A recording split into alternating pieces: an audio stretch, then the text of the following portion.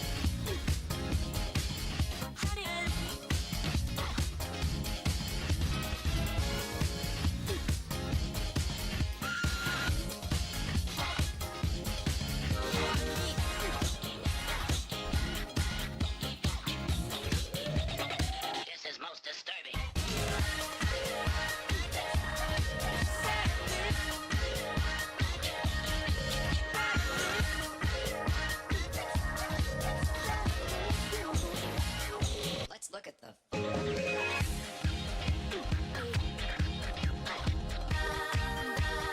Don't understand what's going on here.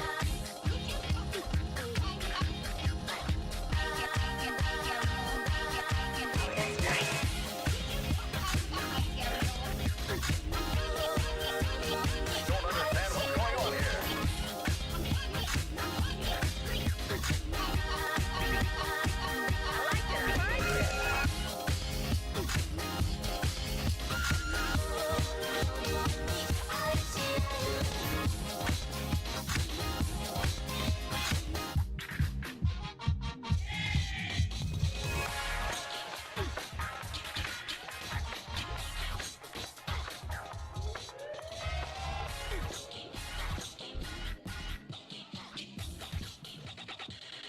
Very nice, thank you.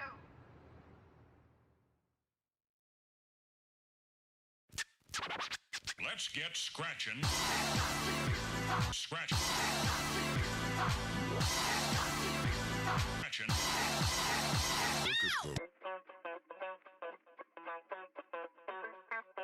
Y'all ready to get funky? Look at the. The most important part of dance is music. So now let us listen to the music and identify the beats. But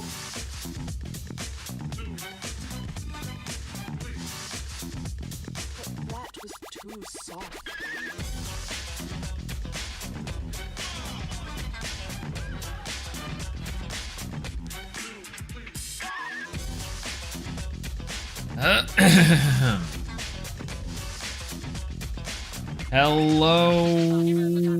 Hello everyone. How's it going? How's it going? Early? What's going on, Sabotage? What's going on, Rimbudu? Hello, Daniel. Hello, Mr. Jones. Poppin'? What's poppin'? Hello. I know it's been a hot minute. We didn't stream any of last week. I was going to initially, but then I decided to myself, you know what? Nah, I'm kind of tired. So instead, you've got a lot to catch up on today. A lot of drama, a lot of Neos, and a lot of actual Yu-Gi-Oh! So, how's everyone doing? Thanks for stopping by early. If you guys are here, we're getting everything ready and good to go. I am finally chilling. I had some revelations while I was gone on my brief week hiatus, as I normally take my vacations on. So no watch party for World Sag. That's what I'm saying. Actually, really funny. I was going to, but then Worlds was at like 11 p.m. at night. I'm gonna be honest. I slept through the actual live event. I had to watch the VODs later, except for some of it. I watched some of the Worlds event, but it was so late. I'm like, oh my god. It was at like 5:45, 6 p.m., which is not bad. Those ones I got. But then what would end up happening, excuse me, is that there'd be like 40 minutes of downtime. Oh god, it was insane. Josh came in, big thought, easiest 2K gems in my life. I forgot to wager. I forgot to do all the wagers, the bets, the cool things. I still haven't gotten the new stuff from the shop yet. I really missed it. So on card limits, hello. World is nice. Dueling merging rush duels for Duel Links was cool. Do not care for Master Duel finals. Don't really respect Josh or Jesse. I think both did amazing. I think Team 7 was awesome. It was great to see the NA versus EU clash, actual nearest airport. But Josh is so sick. And it feels right for his grind to have paid off that him and his team won. That's incredible, right? There's really not a whole lot else to say about that. It's just that Josh and his team put in the work. They actually did it. The absolute madmen.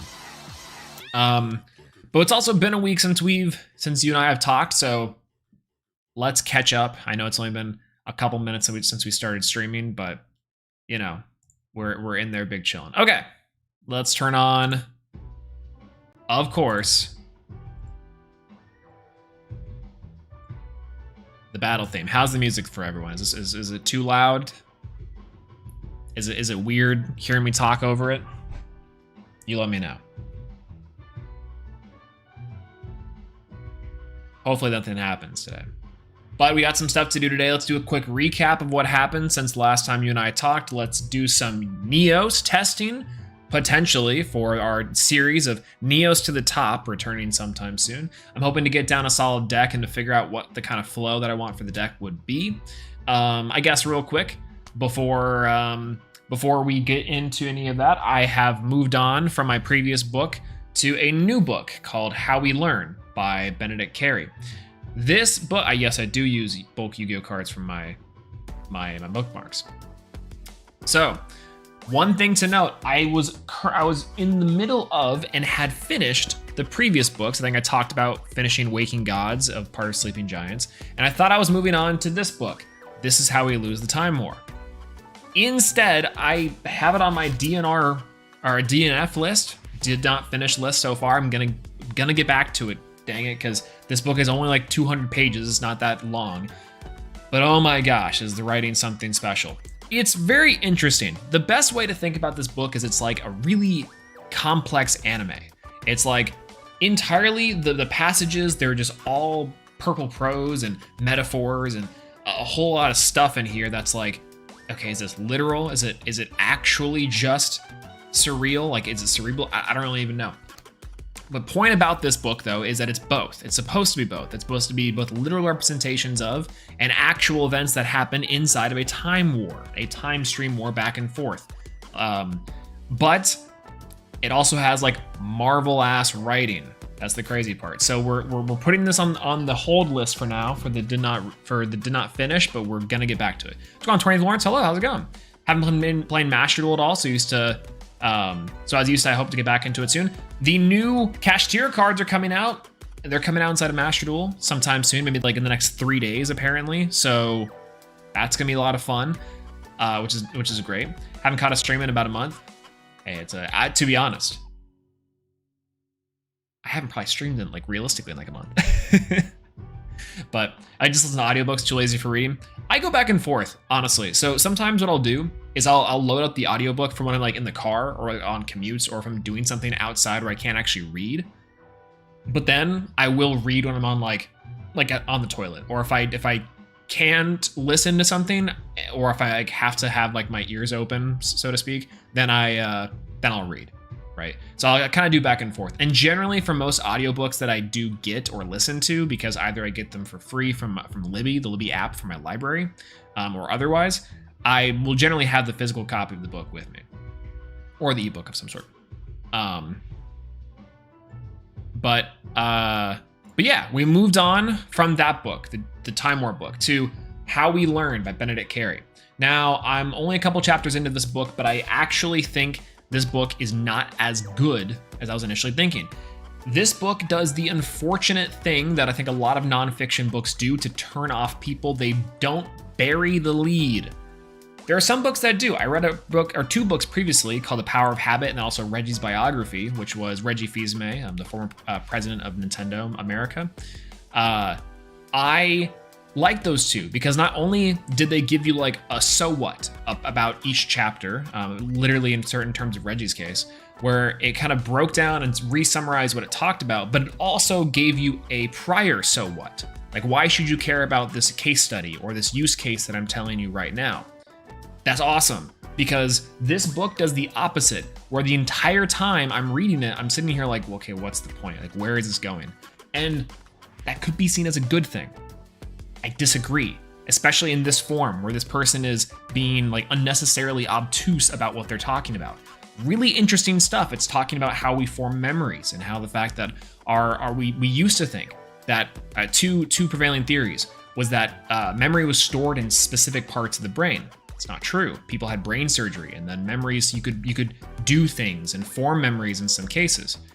But then how we found out that not even necessarily memories, but just general information is stored throughout the brain. There's several different neurons and different patches of your brain that fire up whenever doing something or remembering something or forgetting something, for example. And there's a lot of really cool case studies and like there's a lot of really cool, I guess, like studies done on people that have gotten brain surgeries or have attempted to map out what kind of neurons light up for people with epilepsy, specifically to try and treat the epilepsy, because people's epilepsy is different, and saying that it fires in the brain at different points. It's very hard to treat. However, what they found is that it doesn't necessarily, that our neurons in our brain works in a different way than what we previously thought. So currently right now in the beginning parts of this book, what annoys me is that while it's really cool information, it takes a lot to get to that information. I'd rather this book be restructured in a different way. But anyways, that's the how we learn so far. That's the current book on the goals. What's going on, Jordan? Hello, how's it going? Hello. Good to see you. Any book or reading in general makes me sleepy? Same. Actually, I cannot read at night. If I'm in bed reading, I'm about to go out. My eyes like flutter. It's bad. I don't know where this comes from. I don't know where it comes from. Almost here a Swolelax. We're here. Liquid Soldier. Solid sleepy soldier in here. But yeah. Something. Oh yeah, there we go. Was it Daniel? Oh, here it is. I would have read through Jesse's book for the same reasoning, but seen him play, pretty much learned he's a fraud. Jesse is really good. It's just that Jesse also is a really good player who also happens to lose sometimes. That's it. Like we see him more publicly lose than other top players. I think that's particularly why we feel this way. But that's the same thing with Josh. Same thing with, like, I don't know, any top player that really puts themselves out in the open. We see their wins and their losses. We start to humanize that and see like, oh, they're not just this person. But oftentimes it can be further from the case. Like the reasons in which they lose is not necessarily for the reasons why we think, or because that it's actually a skill difference, or they're hiding or like revealing some type of skill from us. What's going on, Tofu? Hello, good to see you. Hello. How's it going? Thanks for coming in. I thought you were more of a meditations kind of guy. I actually still do believe in like types of like meditation and type of like self-reflection or self introspection, so to speak, and giving time for quiet thought, so to speak. But I also read quite a bit. I read a lot, especially reading books in psychology and nonfiction works. I do like science, and I do like certain types of nonfiction. I think really do excite me, particularly also because my college and my schooling for a long time was psychology and marketing. So of course that just tracks. But I do like myself a good nonfiction, a good fiction book now and again. Excuse me. Yeah, read more fiction. But anyways, let's recap. Okay, so what happened over the weekend? Let's start off with the fun one. Rescue Hedgehog. Absolutely adorable. One of the coolest cards to come out in just a little bit of time. And this tweet is from Trishla TV. This is from, oh God, more Rika support, because it's true. Let's read this guy's effect. This card, Rescue Hedgehog says you can only use this effects of cards named once per turn. You can banish this card you control, special summon special summon 2 level 3 or lower monsters from your deck with the same type, attribute, and level. 1 normal and 1 effect. But their effects are negated, also destroy them during the end phase. Does not matter. This is going to be crazy for turboing out things like synchros, as DZ points out. Frog the Jam support, let's go. Easy rank whatever cards you want, as long as you're playing, an extra vanilla monster? The Wheel of Normal Monsters is about to go crazy. This card is super cool. I like this card a lot. Rescue Hedgehog is adorable, and also this card effect is awesome. Of course, what he's referring to is the fact that Rickus and Avalon does benefit probably the most from this card specifically, because, I mean, while this card is a beast card, it is just another way for your starters, which is awesome. This card is great. This card is adorable, and I want to see more stuff like this. It's very cool.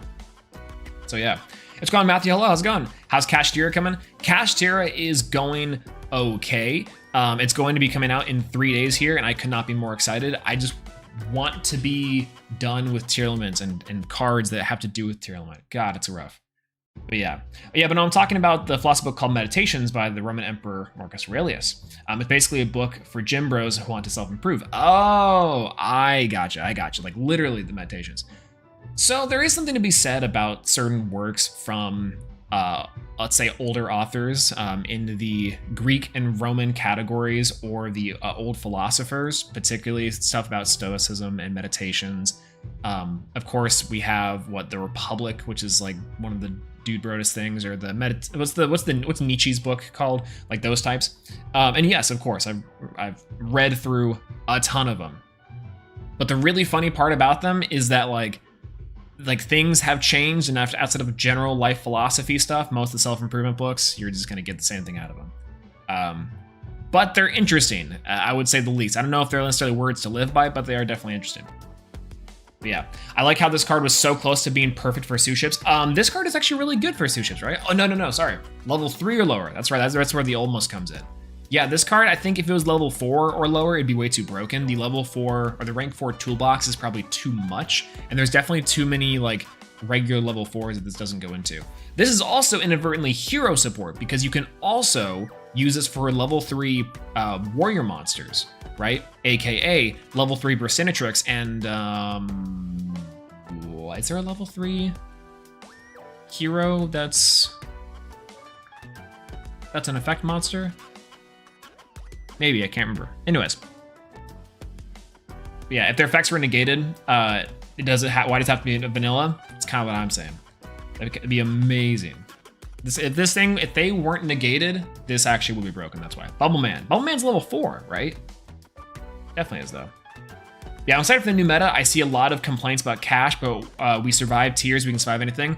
I'm saying, actually, if we get a Rise Heart, because a Rise Heart currently right now is not confirmed, once a Rise Heart is out, that's the tier killer. Absolutely the tier killer, and I'm excited for that. What's going on, Louis Plays? Hello. Nox, hello. What's going on? My favorite streamer, back. We are back at it. We're going over some of the new cards and some stuff we were missing. But yeah, Cash coming to Master Duel. Now I'm main decking 3 Book of Moon. Book of Moon is really cool. Don't let people fool you. Book of Moon is a sick card. And the Ninja deck is coming out. Oh my gosh.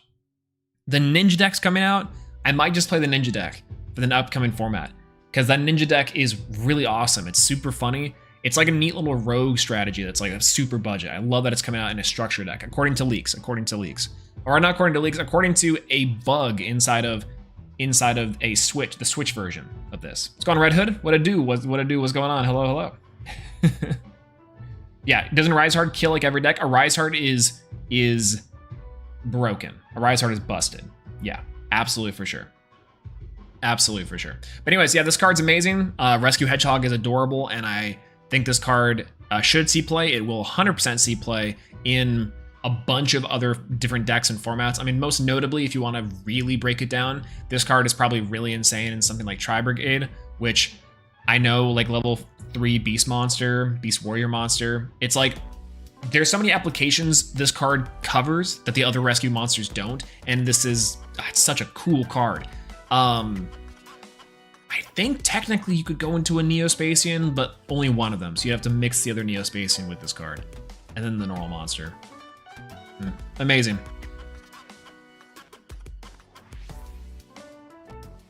Feeling good after hitting Diamond last season with Neos. Let's go! Don't think I could ever do it again, though. Hey, we're going to try to do it again at least a little bit. And we're not going to be able to do it by the time that Cash Tier comes out, but we'll see. Yeah, why are ninjas always appear from under a rock every few years? They can't keep getting away with it. They just have broken support. They just have absolutely broken support, and it's super cool. I like how they look fun, but then also, like, they're fun, but they haven't had a cohesive enough strategy to get them into like a good position. Like you're right, every couple of years they're good, but not like a consistently, like, yeah, this is a considerable deck. Really good in sealed play though. Yeah, did you know what? Enjoy Worlds? We actually will get into that. I thought Worlds was interesting, but I have some things to say about Worlds for sure though. But yeah. Arise Heart or Dark Law? Oh, Dark Law is the cool version of Arise Heart, but Arise Heart is the better version of Dark Law, so big sad. Anyways, after that, we have something to talk about. If y'all haven't seen this yet, this is the One Piece Gear 5 animation. The sound effects for this are just like, are really funny. It's like boing and spring. It has the Mr. Krabs walk sound, but listen, I'm not a One Piece enjoyer. Not the thing. This reminds me of all the edits that have to do with like the Ed and Eddie edits. Those things are pretty funny sometimes. And this is just the same thing but with One Piece, and it's kind of hilarious. So, Bandabiru clears a Shinobi Alliance. True, actually it does. True. And clears the time. What's going on, New Banner? Hello. How's it going? Yeah, I can agree with that. But also, we haven't gotten to the better moments of G5 animated. That's probably fair. Yeah, I think this was a great debut, and I think that this is something that I would like to see more of. And honestly, it doesn't make me want to watch One Piece. Of course, I'm just a shonen shill. I just like watching cool power moments sometimes. Ain't nothing wrong with that. Ain't nothing absolutely wrong with that.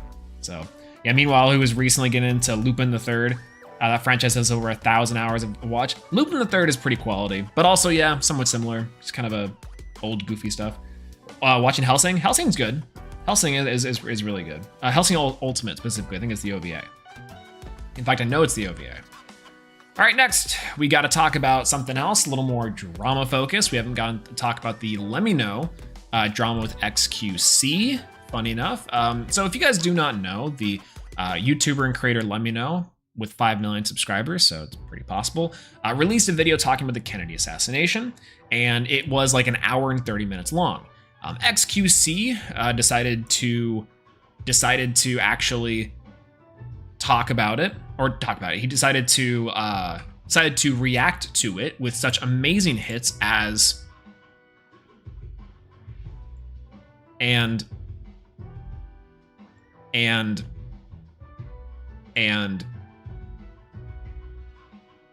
incredible. There's also another clip of XQC where he is reacting to a different video and he leaves for like 10 straight minutes and comes back. Here's my take on this. Number one, XQC uploaded to his main channel and also I believe monetized it, or like it's not out of the ordinary for XQC to monetize this stuff on his main channel. That is ridiculous to me. I think if you're going to be uploading reactions like this, it needs to be edited down. You need to be adding something to it. I don't care about the transformative stuff. I don't really care if it falls into the fair use stuff, not too much, but just on a principle level, you can't just upload practically the whole unedited video, but just with you in the corner going like, oh, like there's no way that that's okay. That's chill with people. I absolutely cannot understand that, right? Absolutely cannot. I don't know. Yeah, what do you think would be the next big Yu-Gi-Oh anime? I'm hoping that they'll actually do a Yu-Gi-Oh movie. I'm really hoping that the announcement that we got with the tournament, with that next year or something, we get an announcement of the next Yu-Gi-Oh movie. I would love that. Be awesome. It's amazing. I don't know. I would love it. Yeah, I'll catch them someday, Swell. Thank you, New Banner. We're gonna get there eventually, I think. What did Konami announce in the countdown? The countdown was a tournament. just another tournament. Nothing else. Give me a GX survival series. Honestly, if we got a GX movie, Dark Side of the Dimension style, I'd be happy. I'd be happy. I don't think streamers should be the blame here. Personally, it's YouTube and Twitch's fault for allowing this. I don't even think that's true either. I think it's perfectly okay for people to react to things. I think it's perfectly okay to add commentary or to, not add commentary, depending. But if that's the case, you need to either, be someone who pauses the video often enough to give, good enough commentary, like your thoughts and opinions or responses to something, or two, you need to just make it short enough where you're just editing the highlights of you talking or reacting to it, right? This is just pure laziness on the part of XQC and the editor, and for anyone who just uploads the straight up freeloaded ripped VOD, right? What's going on, Kilvin? Hello, how's it going? This is me. Hello. It is the Swolelax. Good to see you. Yeah, dueling's adding rush duels too. That's also the thing too. It's awesome. It's really good. What's going on, Undesirable Duck? Hello, good to see you. Yeah, the thing that Dark Side was based more on the manga than the anime. It is also based. So they'll probably change the story for GX. I think that'd be really cool if they just added some things maybe from the manga of GX they didn't really touch on. But I'm pretty sure they touched on most stuff. So I want to see Jaden and Chaz make ARM Neos together. That would be sick. They could. They straight up could. Yeah, they're allowing streamers to watch full videos with no input and not cracking down on them. Yeah, so here's also the funny part too. XQC went on another not really tirade, but to say XQC went on another Twitter thread and a Twitter rant talking about how if people had a problem with it, they could just, request a takedown. How? The thing with XQC is that he's also completely and vastly unaware of his surroundings and doesn't realize that apparently, and this I'm saying apparently because why wasn't this a feature in the first place? I also didn't notice, so hey, maybe I'm the one that's not very aware of my surroundings. Unless you're part of a multi-channel, an MCN, a multi-channel network, you can't actually you can't actually take or claim a video. Now, some people can if you're outside of an MCN, but in general, if you're not part of the MCN and you're just some random creator, you can't actually claim these videos for revenue share. So in the meantime, for however knows how long, this video from this creator could be up here with making XQC and the editors money, and none of that is seen. 300,000 views here, it's probably up later, is all that ad revenue or otherwise is taken away from the original video. Now the original video, however, again, Lemmy is a little bit of a larger creator with 5 million subscribers, but the XQC competes in the algorithm with them. And that's huge, especially for YouTube. Yeah, but yeah, he posted it in the main channel though. Why? That's also what I'm saying. Comparatively to other big streamers, there's either a side channel, there's either there's a different medium or a different location for these types of VOD reviews or these unedited VOD reviews. Or conversely, they're posted by other people, right? Not necessarily the main guy. This is XQC's main channel, right? At this point, it's too late anyway because so many have already watched through someone else. That's what I'm saying. And so compared to this for Yu-Gi-Oh, right? People are getting mad at MBT and Farfa for reacting to the progression series, but it's kind of different. And it's much different than this situation here. Because, well, in some cases it's very similar, but the difference is they weren't reposting their reaction, regardless of how much commentary or actual material they were giving or taking away from the actual video. But other people were, and that's an issue. The XQC being clueless, what's new? I'm saying. So at the end of the day, my stance on this too is, I think, probably for what a lot of people do feel on this, which is that if streamers react to stuff, I don't care. Who cares? But if they're gonna be making money from it, then one, it needs to be with the express consent of the creator, which a lot of them do. Or two, it needs to be edited down or lengthened in some way that adds commentary. Straight up, if XQC was playing a character. You know, it was a clip of him like mocking the fact that he doesn't give like commentary. But if he was doing that character for the entirety of a reaction, that's fine, because that's hilarious. That's something that he's another layer. He's joking about the fact that he doesn't add commentary, so he's adding bad commentary because he doesn't react. So many layers there, and it's like really funny, right? So at the end of the day, it's like when you're freeloading content like this, when you're absolutely freeloading content like this, if it's on the main channel, or if it's by you in some form or fashion. Again, this isn't the stream VOD. This is a sectioned stream VOD, a sectioned stream event that was uploaded purposefully on the channel. The main channel. That's where I think I draw the line there. I think that's where I draw the line. If it was maybe a secondary channel, I think it's different. But I don't know. Who are you, progressies? That's what I'm saying. It's like when I saw Stevie's video where he had Coder's content before Coder's video and posted later. It just didn't bother. I just didn't bother watching it. I mean, kind of, right? Gotta go, Swole. Got to see, nice to see you stream again. I'm studying for the bar exams next month. Oh, hey, good luck. Happy studying, and hopefully you do well. That'd be awesome. We're gonna hold off on jinxing anything now, but happy studying and good luck on that. Hopefully that's gonna go well. But yeah. Good to see you again too, and we'll be streaming a little bit as well. So, you know, if you're here later, hello. But yeah, no, progressies, Stevie. Again, I didn't have necessarily an issue with them like transforming or adding anything. Transforming, God, it's trying to remove that from the conversation productively. But the reality of it is that there's no good reason for the main channel to be uploaded, to have this video uploaded, just straight up. Right? I don't know. Yeah, just ban the mainstream reaction Twitch streamers out of existence will be fine.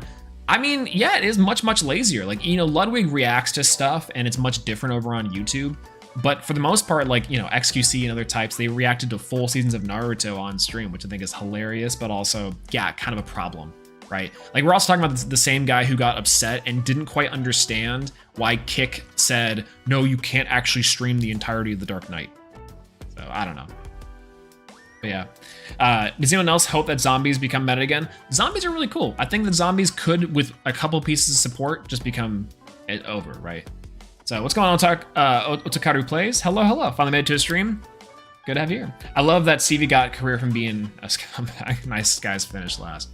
Listen, I think that I wouldn't go as far to say, you know, scumbag. But what I would say is that there were some unethical practices that Stevie also has acknowledged and has somewhat moved on from.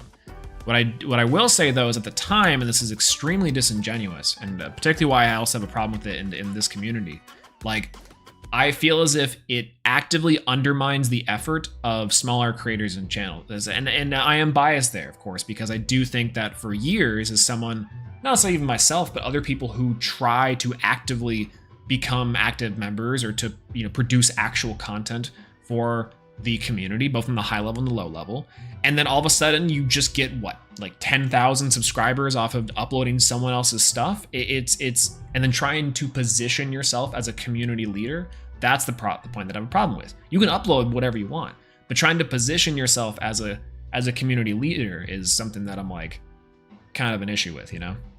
But yeah. You can watch the entirety of The Dark Knight just with no audio playing, putting the video on a screen overlay. Also true. Very true.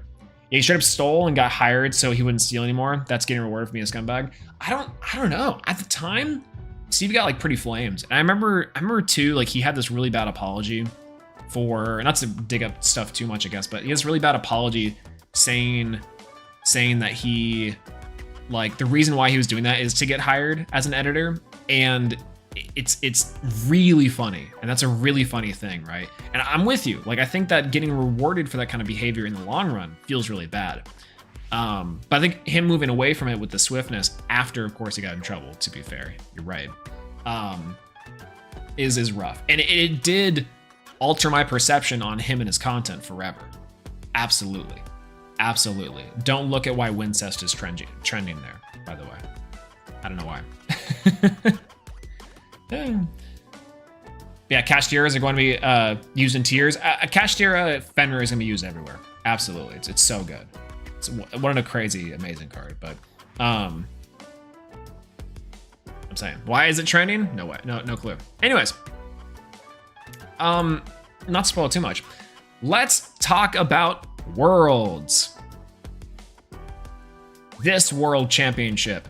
The Fighting Game World Championship EVO did happen this weekend. This is the only Worlds that I think I know of / watched a lot of it of.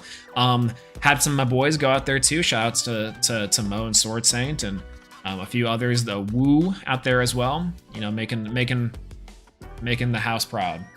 But EVO was this weekend and we had some pretty crazy stuff. Of course, we had two big things. We had Angry Bird winning for Street Fighter. Why is this man so thick? Actually insane. This was an amazing match. He played Ken. He beat I think the previous. What did he win? Was it a Big House or was it a CEO? I can't remember what the other guy Menardi was playing. But it was a crazy set. Top 6 was some of the best matches. Some of the absolute best matches.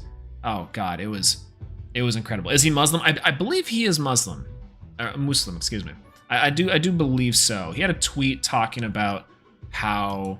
Let me see if I can find the tweet. Maybe I'm not sure if necessarily Muslim, but you know. But this was his tweet after winning. The result is on Allah. So we're going to say, but absolutely Giga Chad. Nice shoes, by the way. This man's dressed to the nines, but also thick and huge, baby. This man is crazy. A nut with Ken too. He is so good. Listen, Taquito had some amazing matches. Menardi also had some amazing matches. Watching Street Fighter honestly made me want to play more Street Fighter and get good at Street Fighter. It really did. EVO was awesome. Watching EVO was great. The reveals were great. This is an amazing picture too. Amazing. And Punk, yeah, Punk was sick too. Man, Punk was crazy. I can't remember what it was. Punk like 3-0'd his first top 6 match, I think in winners, I want to say. Punk was awesome. Punk was also like living it up. I don't really think there wasn't necessarily a bad match in top 6. There was some pretty rough stuff before that, but top 6 was awesome for Street Fighter. And of course, it was the closing event. We had some stuff before. We had Tekken, which I believe it was Arslan. Arslan won in Tekken. Arslan Ash, the Pakistani player, he won. And then what was the other games? I saw DBFZ was the day prior as well. God, I think I missed the first game that was played was not Tekken. What was that? Can't remember. But who do you play in Street Fighter? I played Ken. I picked up Ken for Street Fighter 6, but before when I was playing something like Street Fighter 4, I was playing Evil Ryu. And that's pretty much the only experience that I really had with Street Fighter up until that point. I'm pretty baby FGC, not gonna lie to you. I played a little bit of Skullgirls back in the day, and then just kind of various fighting game shenanigans, but I'm not anywhere good. Not anywhere good, absolutely. But watching and being like a casual FGC enjoyer, I'm always down with. But this isn't the big news, outside of course, Angry Bird winning. Congratulations. It's that we have a big old two-timer. A big old two-timer in the form of the absolute huge Hijelte, galactic Leffen himself, winning a second game in EVO. Freaking goated, dog.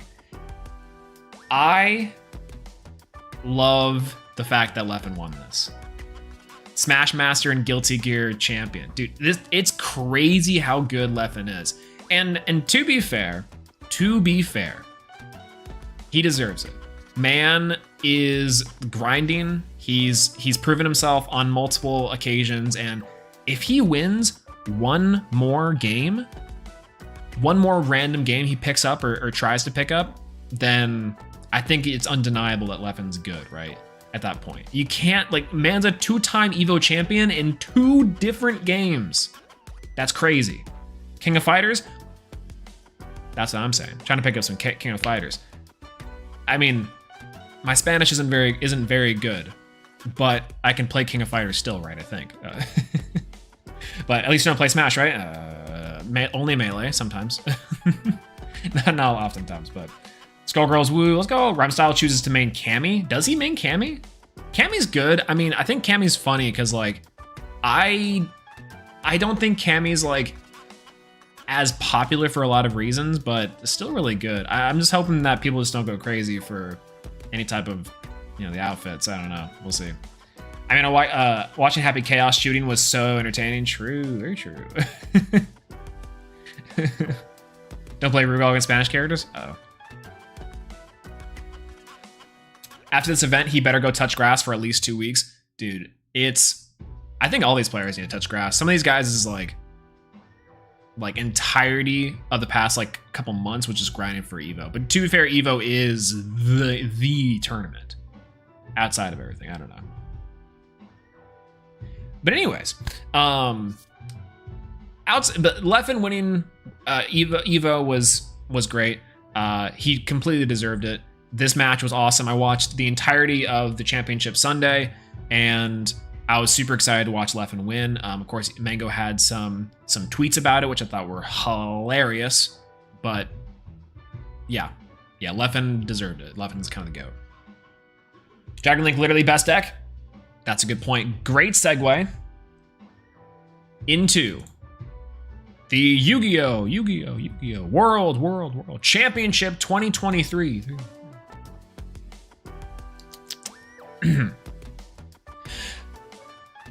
Yu-Gi-Oh! World Championship was this weekend, by the way. But yeah, kind of weird they didn't hand him a deck. Didn't he win like $1 million? Actually, what was the payout for Evo for Street Fighters? I thought it was pretty close to like $500,000, yeah? Almost certain. Almost certain it was. I'm gonna look into that here. Let's go on Nubakis. Hello, though. How's it going? But yeah, we'll talk about Dragon Link, the best deck. We'll talk about all this here. I've always believed in Josh. Congratulations, Josh, too, by the way. That's right. That's right. Master Duel Champions actually at Worlds. MCS real. Yu-Gi-Oh! World Championships 2023 did happen in Tokyo this past weekend. A lot of news that came out from this. Of course, one of the biggest things is no OCG players in top 8. This is Lampy YGO, or Lumpy YGO, tweeting this out. The top 8, which moves on to the next day, or not next day, sorry. The top 8 to kind of clean up for the finals day. None of them were OCG. 2 Latin American spots, both made it, I believe. And then just United States, Canada, and Europe. What happened? USA. That's what I'm saying. Actually saying. So people have pointed out that the OCG time rules were not in place, which is kind of interesting. Of course, the OCG players, people were saying that they play a little bit slower and that that's kind of a thing they do, but also because they don't have the same time rules as us, so I don't know. And maybe that affects things. Not entirely sure.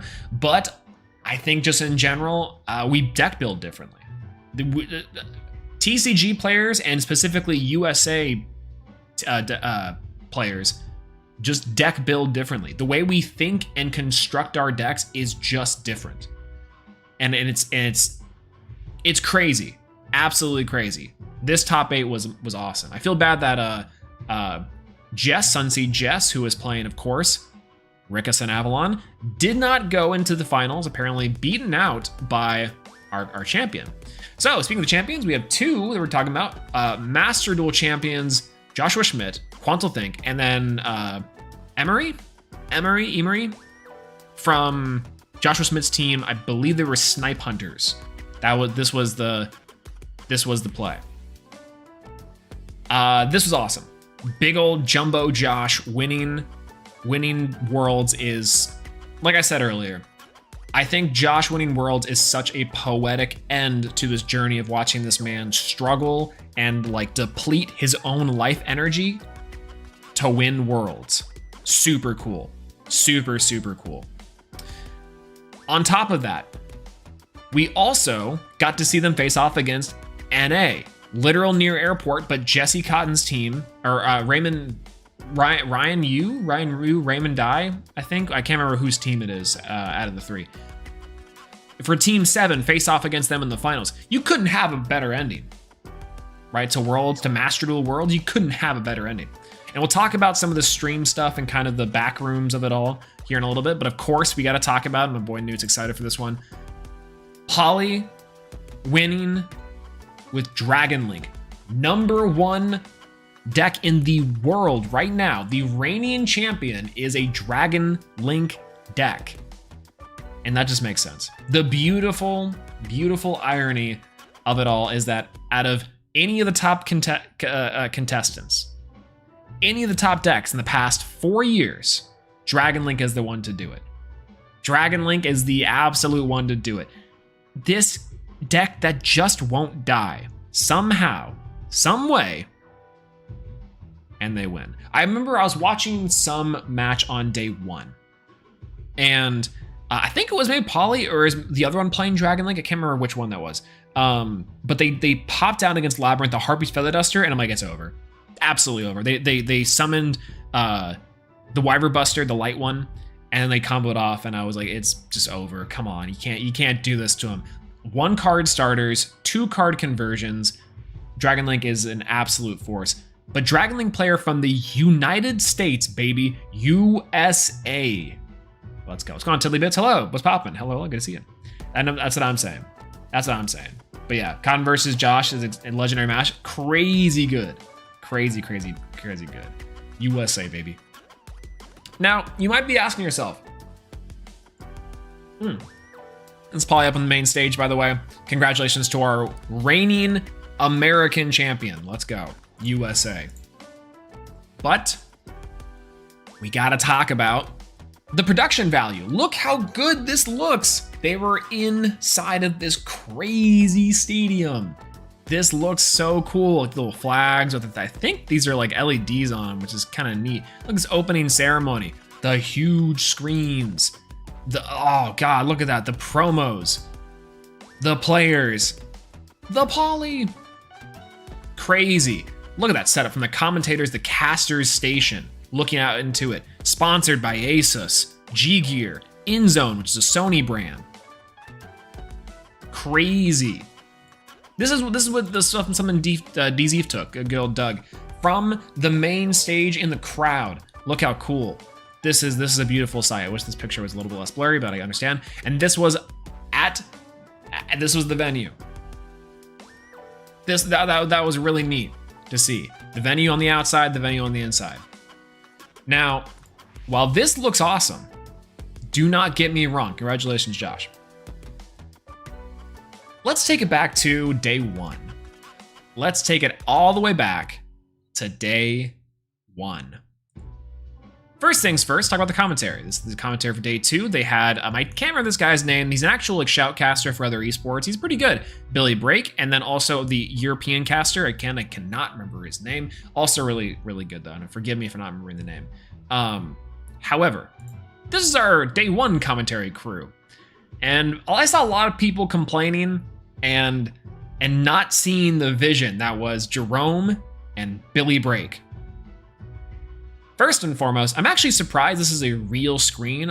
On the actual stream, it looked like this was a green screen. It looked like this was a green screen. And so I didn't realize it's an actual little tarp they had set up. That's cool. That's good to know because it looked like it was a green screen, meaning that it looked kind of rough. Secondly, people were giving so much shit for saying that Jerome was in the commentary. Jerome's in the house, baby. We are Jerome appreciators. Haters can't see the vision. Giga Rome. Let's go. I think Billy Brake is great. I think that I have some issues with Billy Brake's color commentary now and again. He's a very fast talker. He kind of, again, talks kind of like a Texan. He's from Texas, and I think that's something that is to be discussed, frankly, in terms of the actual quality of the casting. Jerome, I think, is hilarious. Now, do I think Jerome is the best caster? Absolutely not. Absolutely not. But I think they're good. I think their dynamic together is good. I like how they play off better than other times. It's again, I have this meme every time like we listen to commentary or that's announced commentary for any type of tournament that comes out. And it's like, all right, and here comes down Nibiru, the Primal Being. This card was released in the 2019 tin of Lost Memories. That tin was pretty good back in the day. Yeah, that tin was amazing. You know, it had a lot of really good staples for these competitive players out there. And you know, back in my day, if we had stuff that these players had, it would be over. Completely different game. I remember Torrential Tribute, amazing card. Still seeing some play today.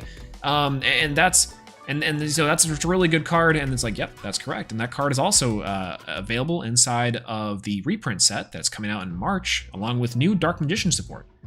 I myself am excited to see Dark Magician later on as a feature match later today. That's how the commentary is. Every single time, it's an absolute meme, and I love it. Sometimes it just hits the spot. It just hits the spot. Absolutely. Golf commentary, bro, sometimes it's just rough. I don't know. But Coder is disappointed with them. I think they're fine. Like, again, it could be better, but I don't know. I really don't know. I'm saying. Yo, what's going on? Hello, how's it going? Master Duel proved to be the best way to watch Yu-Gi-Oh games. 10 million %. But we also will get into that. I have big complaints about Master Duel, but I think Master Duel is the best way to do spectator stuff on Master Duel. Which team did you cheer for? Honestly, I cheered for Josh. I know I should cheer for NA. Near airport. I know. But Josh has put in the hours and absolutely deserved it. And it's also sick to see. My boy Josh. Unfortunately, I might never cheer for European again, but we'll see. But I don't know. It was cool to watch. It was a good thing to watch. Anyways, this was day 1. Again, day 2. This is day 2. Day 2. Day 2. Day 2. But Giga Room. This is how day 1 looked. You cannot tell me this is good. This is day 1 for TCG. What are they doing in the back rooms? This is literal backrooms play. You guys have probably seen the memes. You probably have seen what's going on. Literal random conference room.jpg. It looks like a Zoom filter, right? It's crazy. It was the same for the OCG. It was, yes, absolutely. Complete. This is just day 1 in general. It's crazy, right? It's super funny. It was pretty hilarious. When I tuned in for the first day, I'm like, oh, Worlds. And to be fair, when Worlds came out with this as their backdrop, I was like, okay, sure, okay. And then boom, this here. Now, I heard from some people this is how Worlds has always been, and Worlds always looks like this, and I think that's fine. I think that's fine. But, like, why? Why does it have to look like this in some random room, right? You could do much more with this that I think they aren't doing. But there's also a ton of more, like, quality of life things that this layout doesn't do well for, and for some reason it's all, like, vertically in this tiny little box. If I could redo the layout for Worlds, I would 10 million times out of 10. So there's that. Secondly, why can't we have something like this for all the days, you might ask yourself? Well, it is, of course, particularly for full concentration. I found for full concentration, especially whenever it's not the finals, like literally one game.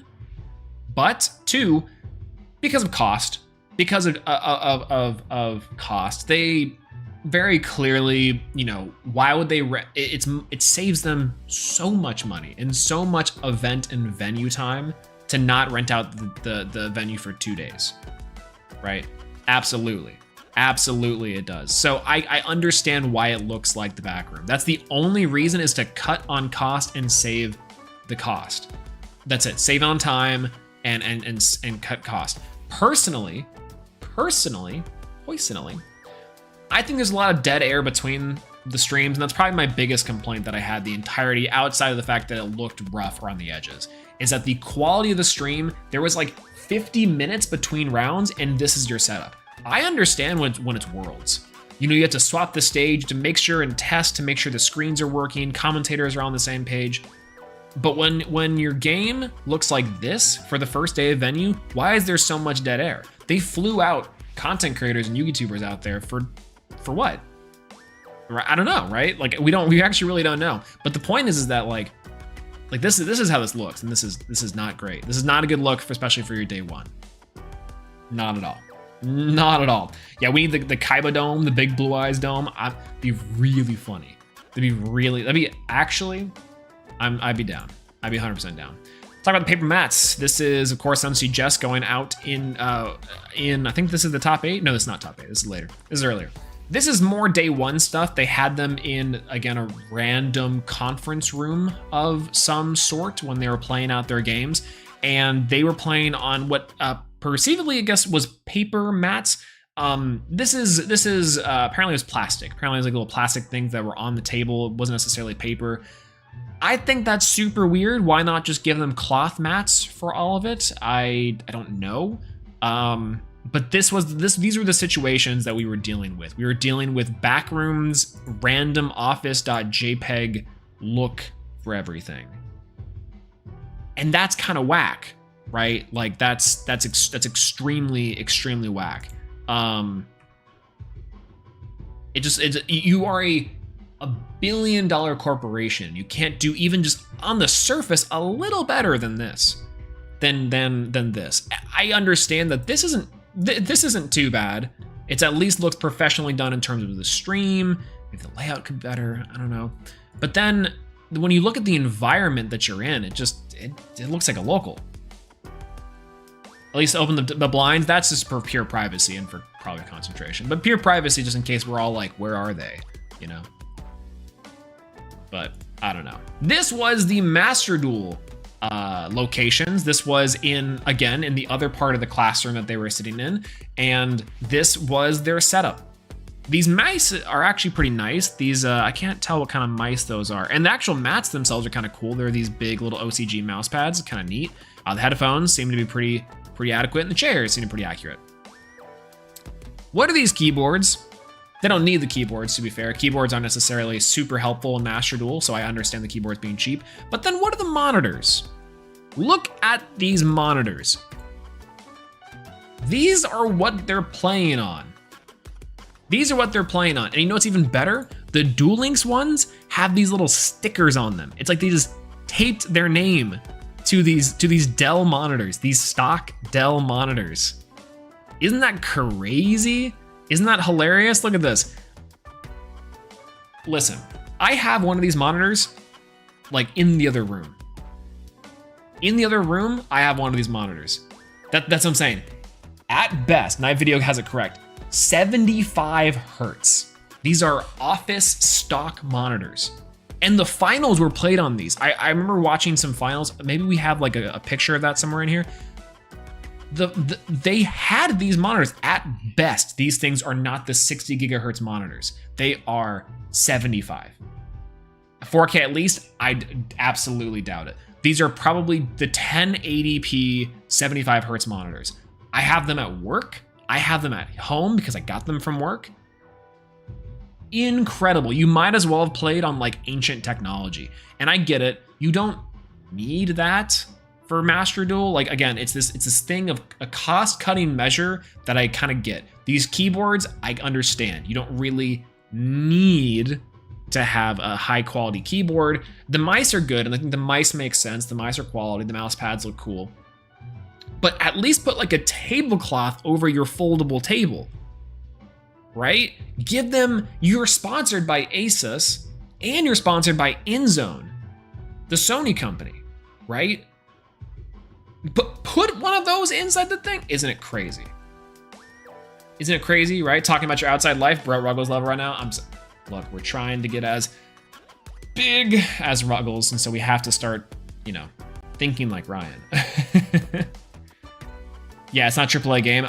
It's true, but Konami is a billion-dollar corporation, right? Billion-dollar corporation, and they supplied stock Dell monitors. Now, this is also day one. What about the later date? No, I posted this on for 2. This is the second one. This is what the finals looked like. And I swear that these monitors on the side, from up here on Team 7 right now, I swear that these were also still the Dell monitors. I could be wrong. I could be wrong there, but I'm pretty sure they were still the Dell monitors. But this was how it looked in the end, right? So this is what the day 1 looked like. It was a lot of these, like, it felt weird. It feels weird to have this as if you're qualifying things. Like, make it look a little better, right? I don't know. But this is day 2 for Master Duel, and it looked great. This looks phenomenal. Sponsors down below. You have pretty easily readable things. My problem? Why is table A, B, and C all right here in one little thing? And I kind of get it, right? Like sometimes down below, table A and B would be going off, and it would be like game 1 already, or game lost by this player, and that's what it would be. It would show that, and I'm like, this seems crazy. Like, pick a feature, and then roll with it, and then if it ends, go to the next one, right? Like, I don't really need to see A and B because they're so down below, unless you're actively switching between all of them. That's the only reason I'd want to see it. But for some reason, like, I have to like lean in and be like super close to the microphone and do that to see A and B here. And then they would switch between them. They actually could and have the technology to do that actively, which is pretty cool. But I think that it's just like, leave one of them on screen for a certain amount of time, and then as big as possible, by the way, put it as big as possible, and then swap over when you need to, right? I don't know. I often say if we're getting the Worlds event, they didn't have to show us with that. Yeah, they honestly could have just showed us like day 2 for the most part. Yeah, the field is fire. Oh, true. Actually true. The Master Duel field for World is awesome. I think we can still watch the games inside of stream or inside of Master Duel, and it looks gorgeous. It's awesome. It looks amazing. So this was Worlds. Worlds was Leffen winning Evo. Worlds was this. There we go. Try to find from day 1. Worlds was this backroom setup to insane esports level studio coverage. There was no in between. And I think that's kind of the problem, at least with day 1. But the field was cool. The fact that you could watch inside of the client. You didn't actually have to watch the stream. If you wanted to watch along with the stream, you could. But you could see in game what was happening. And that was really cool. I think that part was phenomenal for both Duel Links and also for Master Duel. Incredible. So yeah, how do they qualify? Is there a Master Duel leaderboard now? No, it's the same way as Duel Links. So unfortunately, what you have to do is spend like an entire weekend, 3-day grinding for wins to be able to get into Worlds, period. And that's like so unfortunate. So unfortunate. It's such a bad way of doing it, and I dislike it. I understand why they want to, is because once a year then they can report back to their shareholders and be like, our players played 5 trillion hours. But like, I mean, come on, there's no way. But yeah, outside of that, they also had a little bit of an announcement. Rush Duels is coming to Duel Links in September. It was kind of cool. I think that this is a neat step. I think Rush Duels are incredibly fun, and I would love to see how this is implemented inside of Duel Links. Apparently, it might just be a straight up import of Rush Duels into Duel Links, so who knows? And what's a Rush Duel and what's a Duel Links? True, very true. Just give us Rush Duels in the TCG. Do you know how many people would play Rush Duel if Rush Duel was in the TCG? I'm just waiting. I think what they're worried about for releasing Rush Duel in the TCG is that it's going to compete with Speed Duels. Like, Speed Duel is I think selling well enough in America and in the TCG that if they give us Rush Duel, it's going to conflict and it's going to be like confuse your average audience. I don't think that's true. I think that that's what Konami thinks.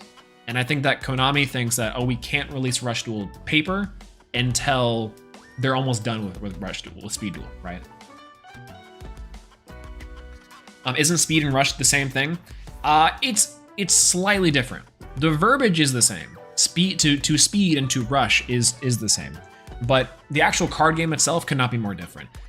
Speed duels is more like Duel Links, where it's three and three zones, and it's much slower. You have 4 cards, you also have the character skills. So like it's more akin to Duel Links in terms of the format. Rush Duel is like what people imagine Yu-Gi-Oh is, where it's like you draw 5 cards, you play as many cards as possible, and then the next turn you draw up until you have 5 cards, or 7 cards, I think.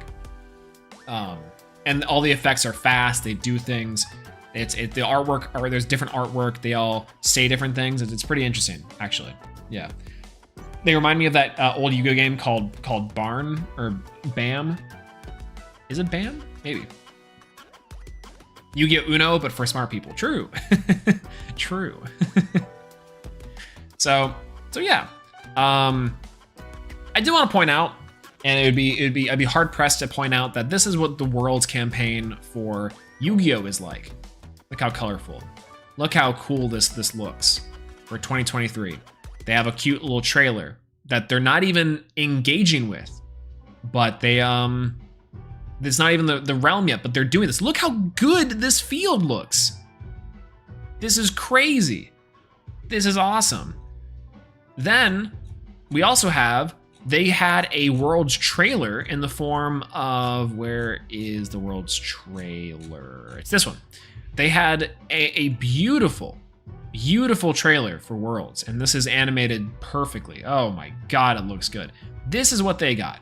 This is what they got. And it's like, Pokemon has more money than Konami, but Konami had record high revenues last year. And to be fair, they're putting that back into Duel Links because Duel Links gets something. I made a tweet about this and I stand by it. Master Duel and the TCG will get something as soon as they make some money. But Duel Links for now will get all the cool stuff and get all the cool hype. But I just really wish Konami could engage like their competitors. Look at this, unmatched. This setup looks crazy. It looks crazy good. The way they're engaging with their posts even before the championship series is colorful. It's fun. It looks like, oh, like, wow, what's this about? What's the card about? Whoa. And like, if you know, you know. They made a big announcement for Fantasy Team, which apparently might be part of like their fantasy sports type thing. I can't remember. Their schedule. Look at this schedule with the things in picture form. In picture form. Custom art for the Worlds. That's crazy. It's awesome. Looks great. But yeah, I'd honestly really be happy with a Yu-Gi-Oh! MMORPG. That's all we need. True, very true. Actually, what's funny is that I think, what's going on, Fadi? How's it going? Hello. Well, I think what's funny about that is that technically there are like other games that are RPGs for Yu-Gi-Oh! But no MMORPGs. Isn't that crazy? Couldn't it be really cool if we had like a Battle City MMO? That'd be degenerate as hell, but that'd be really funny, right? Hey, look at, oh, you called it the Pokemon World Championships? What'd I say? There, yeah. Yeah, I honestly think that they're going the right direction. I think that's true. Yeah, for all that I just said about how much better that Pokemon and its competitors are doing stuff, I think 10 billion% that they're in the right direction, they're going the right place, and they're doing things right. Konami is approaching what could be considered somewhat modern. And after the SharePoint thing SharePoint, Jesus. After the shareholders thing that happened not too long ago, and like their general communication is getting better, right? We're getting there. We're definitely getting there. Worlds has always somewhat looked like polished for its championship stuff. They need to have a little bit better engagement on their social media. They also need to, in general, be able to have day one look somewhat as clean, if not a little bit cleaner than it was. Like, just pretend. Just absolutely green screen it in if you have to. Act like they're dueling in the rains when it's just a green screen. Be hilarious, but they could do it. But yeah, I don't know. Like comparatively to, again, other competitors, I think that Konami could be doing better, but the biggest reason why they're not is just because of cost. It's just strictly because of cost. it's just cheaper for them to do the stuff that they were doing for day one. You know, the Dell monitors, the plastic mats, the back rooms setup. It was just easier for them to, and cheaper for them to do this with their technology and with their venue than this. It is weird, especially for a Worlds tournament, but I guess that's what we have to live with. Now, what I will say is that hopefully in the coming year, they've taken the lessons they've learned. They can buy a few tablecloths and they can put it over these tables. They can buy a little bit better monitors and make it seem cool to play Yu-Gi-Oh! Not that you're in like an office building somewhere where right next door someone's like scooching next to the copier and going like, oh, I'm sorry, let me gotta type in this code here. Don't want to think that it's marketing that's printing this out, you know. Anyways, was weekend okay? Yeah, weekend was good. All right, it's good. It's good. Yeah. All right. Anyways, have a good one. They don't want that. That to me doesn't sound interesting. Make Yu-Gi-Oh! Esports if you have to. I know that's a death sentence, but just do it. Just do it. They have the ability. I know they do. I know they do. What does the MTG championship look like? I actually have no clue. I think it's the Grand Prix series. Didn't they discontinue the Grand Prix series, to my knowledge? I'm not sure. I kind of forgot about that.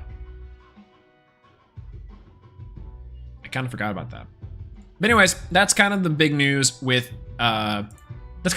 Worlds. Again, congratulations to Polly and Josh and everyone in the TCG, good turnout representing, to put on a great show. Put on some great dueling, some really cool and hype moments. Also, shout out to Konami once again for having a pretty good recovery from day one in terms of their venue, in terms of their commentary, and in terms of really everything. The production value was significantly higher and incredible. I like to imagine in these little corners back here, that's where they were the entire time, but hey, oh well. Let's go Giga Rome. What else? No Yu-Gi-Oh! Drama in the community. That's a nice thing. There was a little drama with this, but I think everyone kind of came together and banded together to clown on our one true enemy, which is Konami. so there was that. I do want to talk about this. I saw this tweet that said something I've noticed recently something I've noticed recently that I like is that people are more willing to go over 40 cards when they start understanding the odds of drawing what they want in terms of staples, starters, and extension. And can expand their deck while accommodating. Here's the thing. You guys know I am absolutely no stranger to building decks that are 43 and above. That's just me. 40, get it out of here. 41, interesting. 42, now we're talking. 43, 44, yeah, 45. Okay, I can see 45. 42 is optimal, that's what I'm saying. 42, 43, it's the sweet spot right there. This tweet I don't disagree with, considering that both this deck and I think also the Dragon Link decks played over 40. I think Dragon Link was 44. But the one thing I will say is that I think this tweet kind of, it has 47. Okay, yeah, exactly. 47 to 50 is optimal for Dragon Link. I think personally that this hits the mark in talking about why people are playing 40 or more than 40 cards in a deck like Rika or like a deck like Dragon Link. I didn't respond to this, but they're saying that I like how it's a recent trend. I think it's missing the mark. In my opinion, there are 3 different types of decks that can do this, right? There's decks that can play 40 or can play over 40. There are decks that want to play over 40, and there are decks that need to play over 40. And Rika is technically one that can play over 40. It's in the first category, but also kind of needs to play over 40. right? And can get away with it. Heroes, as well, as a deck that kind of needs to play over 40. And we'll talk about that here in a second. Dragon Link is a deck that wants to play over 40, right? And it's not necessarily just because of there's bricks. Bricks is like the obvious thing. People are like, well, I don't want to see my bricks. I want to be able to draw some stuff, and it doesn't hurt the consistency too much. It's like, it's still better to see some starters and have interruptions, and it's a perfect mix between everything, right? Here's kind of the problem. It's missing the mark in one aspect to say that it's strictly based off math. It is, but it's also disregarding the fact that these types of strategies and these types of decks have to do this. Either because, one, the engine is so tight that they have to play required engine a la Heroes, which you just kind of have to play over 40. You do. Or if you're playing 40, it's going to be, I would argue, maybe a little bricky.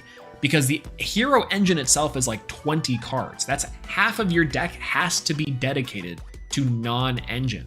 And the rest of it, like, I think even then, it's probably majority. I would say even 80% even. I'm probably pulling 20 out of somewhere that's wrong. But going over on heroes just makes sense for the bricks and for the fact that the actual engine of hero is so tight.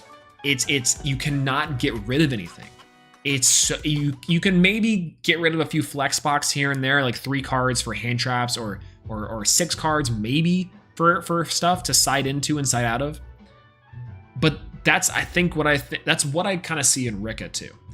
Rika is a deck that in theory can play as close to 40 as possible, but in reality you can also be okay with and sometimes need to play more than 40. The reason why I say this is because looking at this list, I don't know what you could cut from the Rika engine. You can't, not really. Like maybe you could add in a Con even, or maybe cut a Glamour, but Glamour's so good. On top of that, if you cut the Therion engine, which is 4 cards instead of the main deck, it's getting closer, right? So if you're not playing the Therion engine and maybe you cut the Lone Fire at that point because you're not playing the Therion engine, it starts to become a little more clear that you can play this deck at pure 40 or 41, 42. However, you really, really want to see a good amount of your interruptions, your starters, even some of your generic non-engine cards, as well as your really good engine cards. What's going on, Lazy Lee? Hello, how's it going? We just talked about EVO, the World's Championship, and now we're kind of winding down talking about why I think that certain decks just kind of want to play more than 40, and some decks are required to, or some decks are just okay with it. I don't think it's really necessarily about the math of like what you're drawing and how much you're drawing. Again, I know what I just said in terms of like what you want to see, but the idea as well is like you also just don't want to take away anything. Like, can you cut engine and Sword Soul? Yeah, probably. You could probably cut some tennies or some of the actual Sword Soul cards. Would you? Probably not. But that deck is also so consistent and so clean that a 40 card deck is very obtainable. Plus, the engine is actually pretty small, including a lot of 1 and 2 card conversions, that you can easily turn a combo out and have 3 other cards in your hand that are just generic or just icing on the cake. Conversely, for something like Rika, it can be that way, but oftentimes you want to be able to go into the grind game, so you have to play extra copies of Princess or Mudan or Glamour. Oftentimes you have to play, because it's just optimal to play one copy of Sheet and maybe 2 to 3 Con and 3 Glamour. So, and you have to play the 3 copies of Seed and also of Twin. And I think that's like you kind of have to play out 3 Unexpected Die too. Like, why wouldn't you? Right? Like again, not saying that the sentiment is wrong. Right? Not saying the sentiment as wrong, but it's definitely miscounting and definitely missing a little bit of the factors that go into when a deck has to or can play over 40. And it's not strictly to do with math. Math has something to do with it, but you're right. It's not as simple as 40 or more, right? It's not as simple as that. It is a little bit about like how much the deck has to function with its engine, what the deck aims to do, the game plan of the deck, the design of the deck and the archetype, and how it wants to play. In this deck in particular, you can look at the extra deck. The extra deck has practically no free slots. Like, technically, if you're not playing the Therion engine, you could maybe cut an extra copy of something in there, maybe the Sylvan Dance Peony, but like, that's a good card too, and it's like, why wouldn't you play it?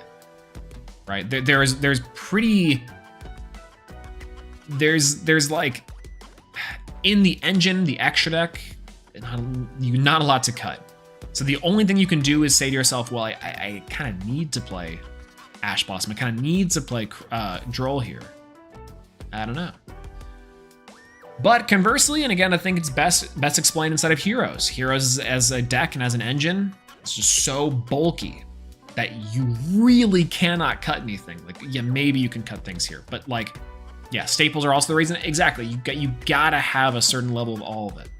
And just saying, oh, it's cool they're playing over 40 for the math. It's like that's not entirely true. Certain decks are predispositioned that to be able to play more than 40 for a very good reason. Specifically in how the deck's designed and specifically with how we play the decks. Like Dragon Link, 40 plus, like you never play 40 card Dragon Link. You play 50. 50 with Dragon Link just makes sense.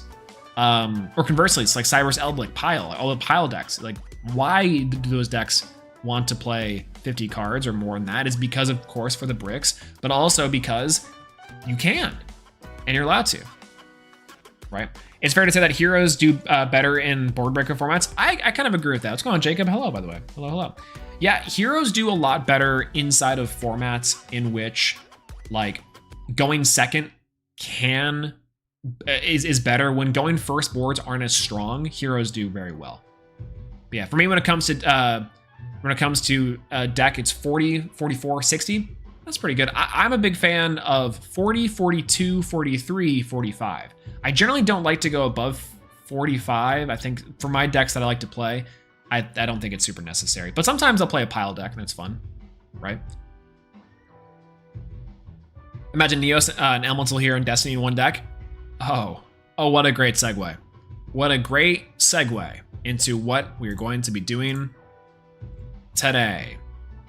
Let me go ahead and open up Master Duel and we'll get down to it. I think maybe there's an update I have to do for Master Duel, but we'll see. But yeah, that was the recap, kind of long, but thanks everyone for sticking with me on that time. We got some good stuff out of that. Talked about some good shenanigans. Ragged and XQC just a little bit. You see Adamantipator new tech card? It's the stupid ogre card? No, I didn't. What is the ogre one? All right, here we go. Putting this over, putting you guys here, turning off the Street Fighter. It's been a long weekend. It has been a long weekend. 42 is optimal here. That is absolutely correct. We actually just went over why I think maybe even 43 is optimal. All right. Okay. We're back. We're actually playing Master Duel this time. Let's get into dueling. Wah, boop. Hello? Master Duel? Okay, thank God. Rainbow Neos games today? We actually probably could. We could probably do that. We could do some Rainbow Neos games. We could, we first have to, I think I already collected my logins. Excuse me, no I didn't. My login, my Duel Live, I can do my Duel Live here a little bit. Yeah, let's check out this thing, the World Championship thing. I was not here for this, but I think it's the crazy part, right? Final stage, can I look at the rules? Cheer for your champion? Team 7? Nope. Is it the stages? No, I guess maybe it was just like spectator stuff. We can't do it. But anyways, today we're going to be doing some Neos games. I'm going to be looking at playing Neos. This was our previous Neos strategy. It's in Duel Live. Oh, okay. In the top right. Hold on, let's look at that real quick. Duel Live. Close. Oh, cool. Okay, cool. Final. Josh Ray. Ooh, very cool. Very interesting. Okay. Well, I guess we can look at these ones, right? Divine Neos deck stream. Oh my gosh, that'd be amazing. Actually, we do have to get use out of this Royal Rare Divine Neos. What's going on, DK Solstice? Hello. Let's look at this field. World Championship. So cool. Ah! Look at that. That's incredible looking. This looks so interesting. Can I click around? I can. there's things that happen, just the blue lights pop up, but that's incredible. This is awesome. You had to know that even the replays were uploaded. Yeah, we could watch the entirety of the game. And by the way, this is amazing for freeloaders. If I could just upload this, then we're there. I'm gonna lurk and sleep. Thank you, Daniel, so much for being here and for hanging out with us tonight, as it is incredibly late over there, I'm sure. Get some good rest, get some good sleep, and we'll see you sometime soon. Thanks for chilling with us for a little bit. You know, the interesting part's over. We're doing Yu-Gi-Oh now, so but have a good night, and we'll see you soon. Maybe even tomorrow. I think maybe they're doing Saga. So, out of the hero loop, why is Wake Up Your E-Hero so good? Wake Up Your E-Hero is literally the best card inside of the entirety of heroes at the moment. Not true, but the main gist with Wake Up Your E-Hero is the fact that Wake Up Your E-Hero allows you to go into consistent Dark Law boards out of the gate.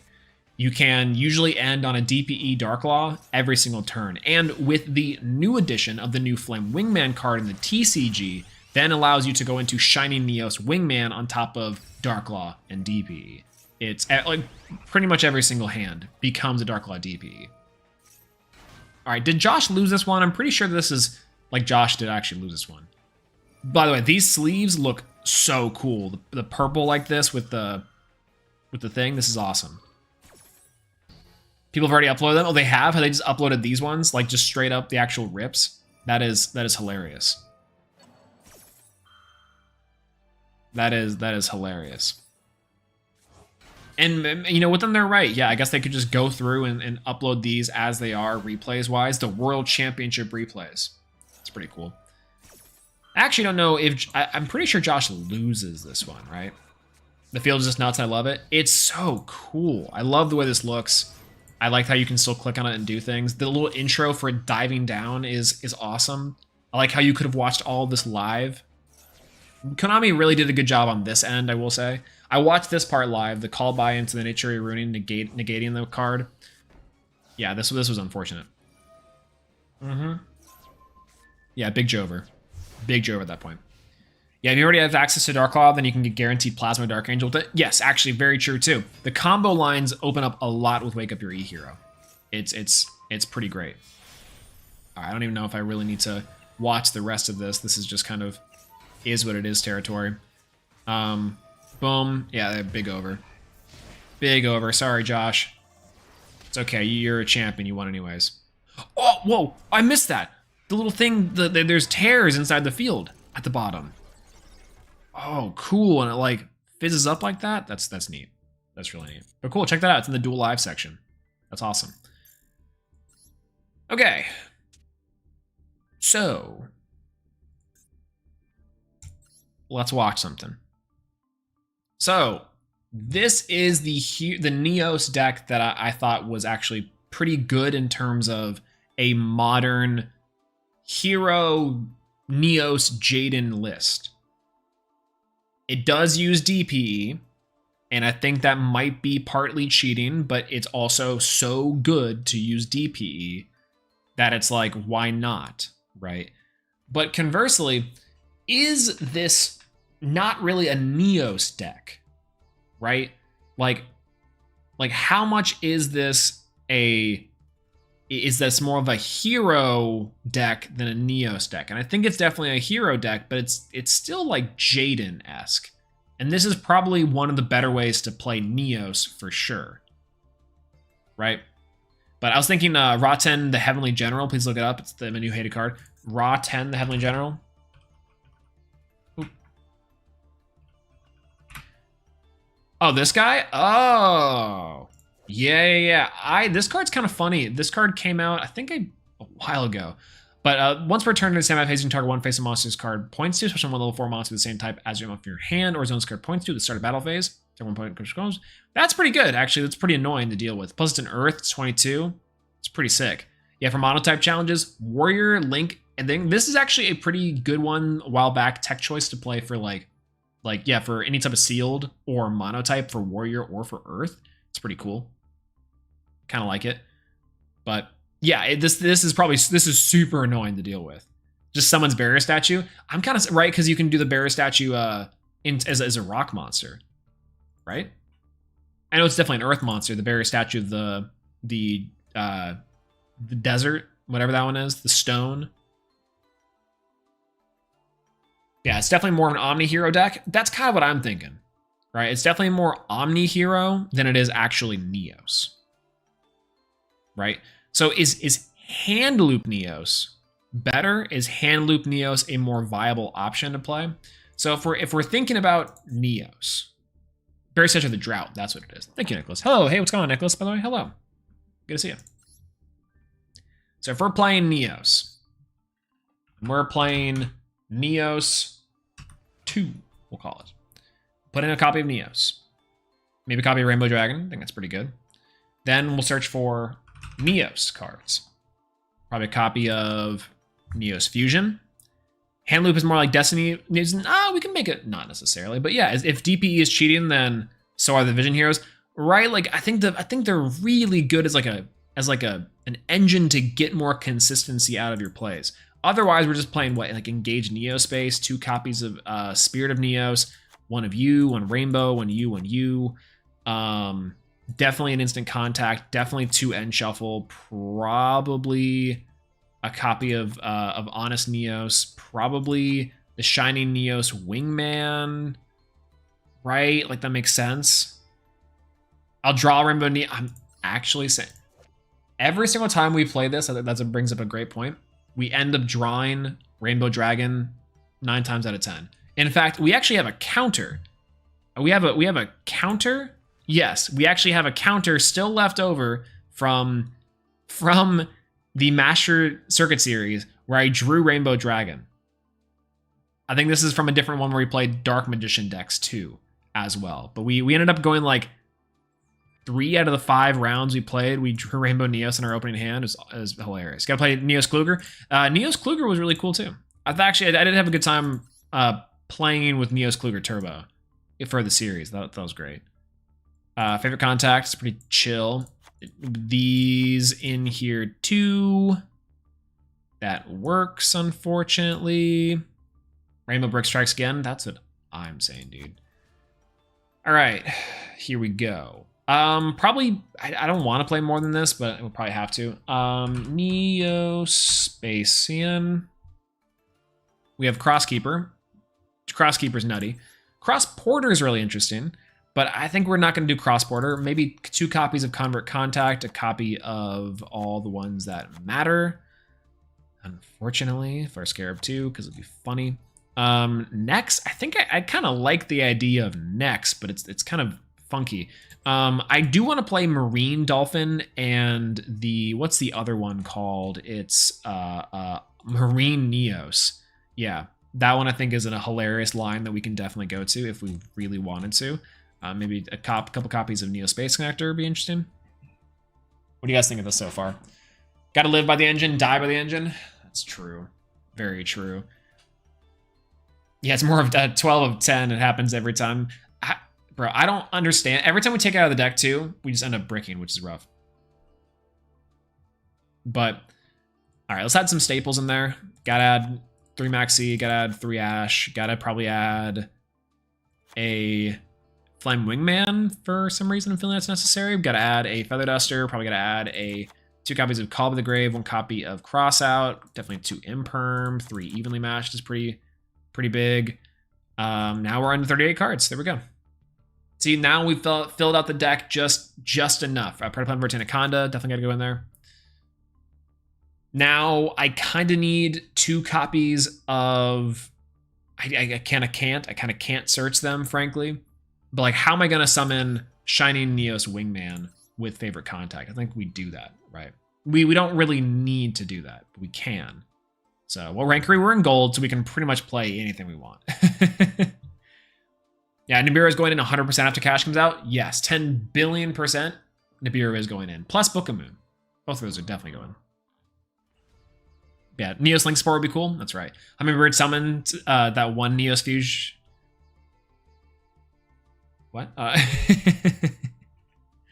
All right, so I think we're getting there. I still think there's like a combo we can do to set up for first turn plays with like Nebula Neos or Cosmo Neos. And I forgot what that play is, right? That play is like a hero lives. It's like a hero lives plus it's a Prisma. It's a Stratos to add the Prisma, to make the Prisma a guy. It's also a Link 2 for Devicer. The combo is coming back to me. And it's a...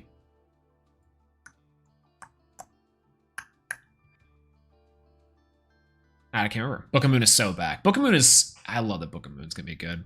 Book of Moon's a cool card. Only one Prisma here. What else do we need? What else do I think that I need? Because we're trying to do setups for first turn Shining Neos Wingman. Right? Before we start, what do you think? What do you think on the lack of tier hits and it's just getting better? You can't tell me that tier is not still the best deck, even when we get Rise Heart eventually.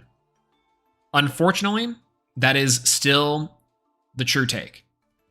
I completely agree with the fact that tier has been and is still currently the best deck in Yu-Gi-Oh! Master Duel. There is no doubt about that.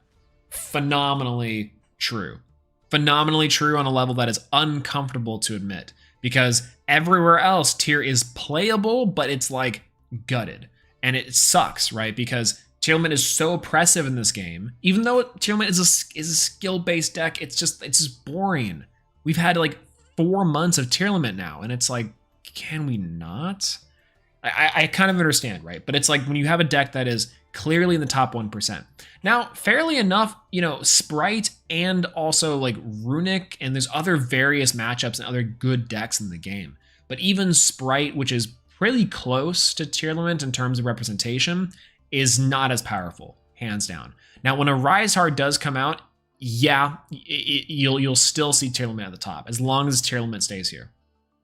My theory behind this, and it's the same theory that I have with,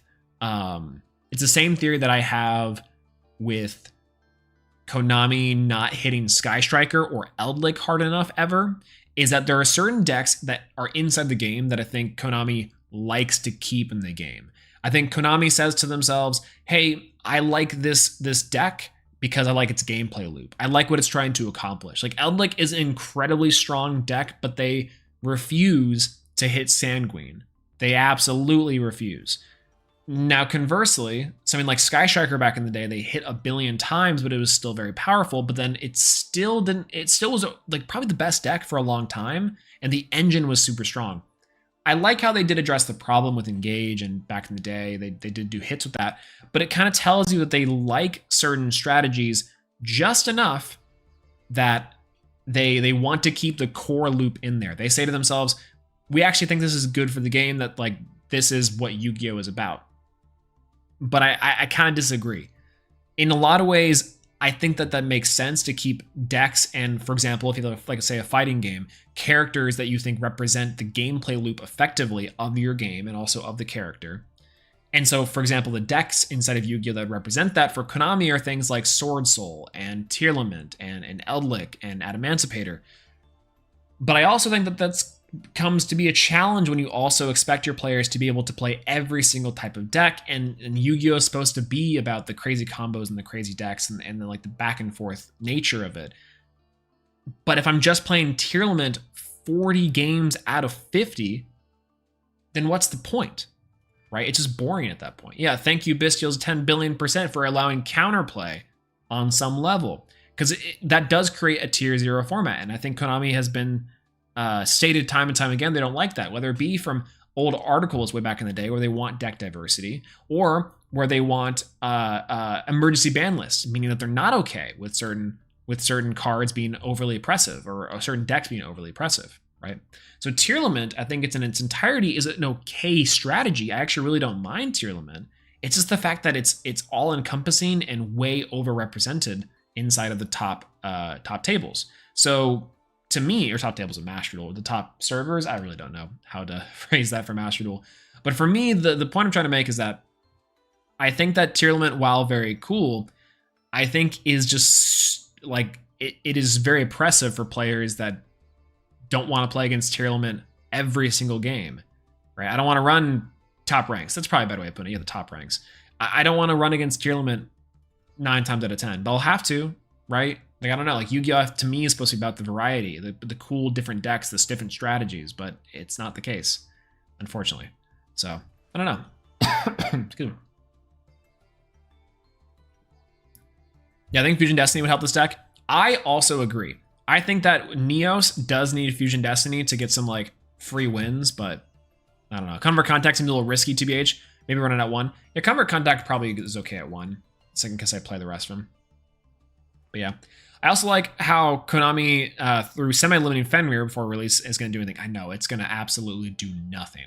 I thought it was going to be limited, and then they were going to do Unicorn at 1. Could not be more wrong. But yeah. Rescue Hedgehog is going to cause a lot of bans. Rescue Hedgehog is sick, and I hope it does seem like it's going to break some things. It definitely seems like it's going to break some things, but I hope it does, because that'd be hilarious. But I also think it's going to be annoying to deal with. $1 billion card, guaranteed. But yeah.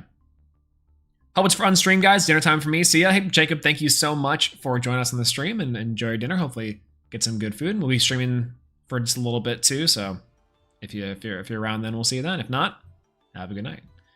All right, so this deck here is what we're chilling with so far. I think Reinforcement the Army might not be a bad choice, especially for our Crosskeeper, right?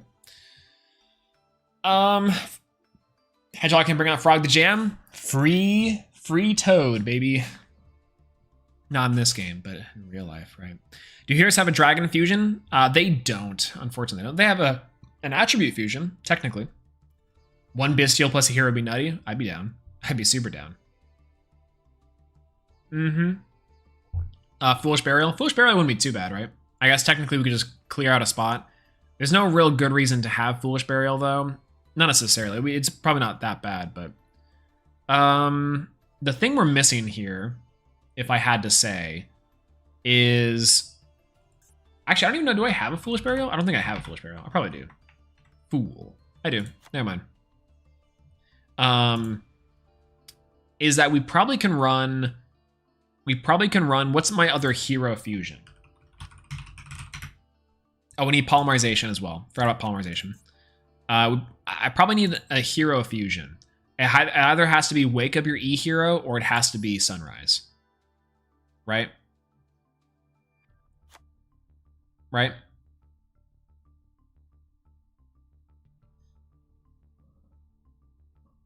Yeah, Swolelax leaked out. Bro, I saw his video about he was like, were my leaks wrong?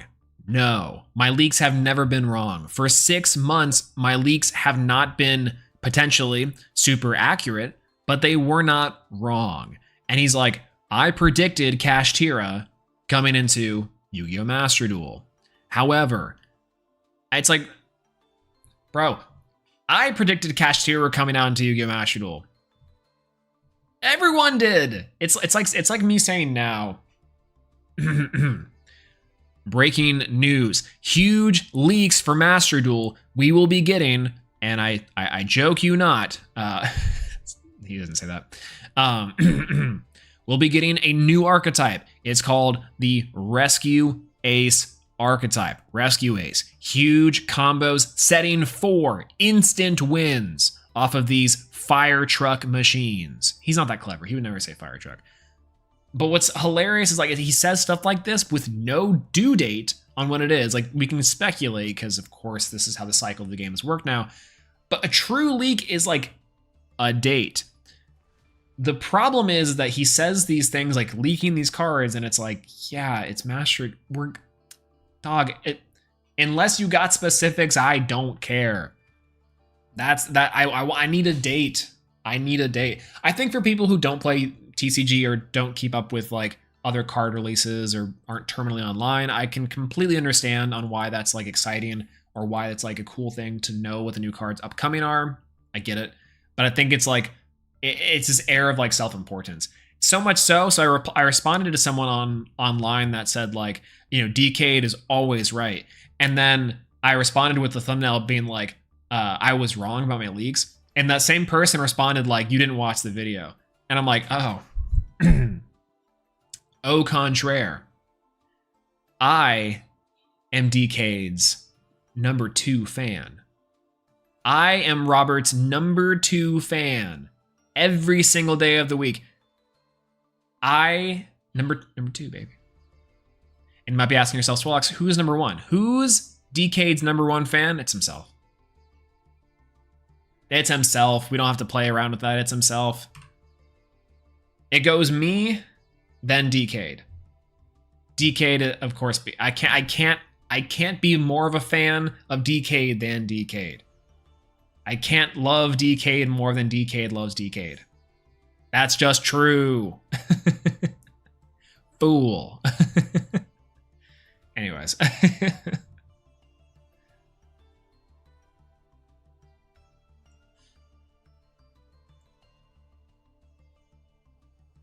That's right. I predict we'll be getting even more leaks. We will getting the VS archetype, the versus archetype. This is a wide range of monsters. Here I have my deck that we can sample out of the VS archetype, and this is what I think you should play. It's actually going to be Invoked VS. That's right. All the different attributes will allow you to go pretty easily into the Invoked engine. Invoked Versus is going to be huge. Number 1 meta killer. That's what it's like. Week after week. No due dates. Ever. It's amazing.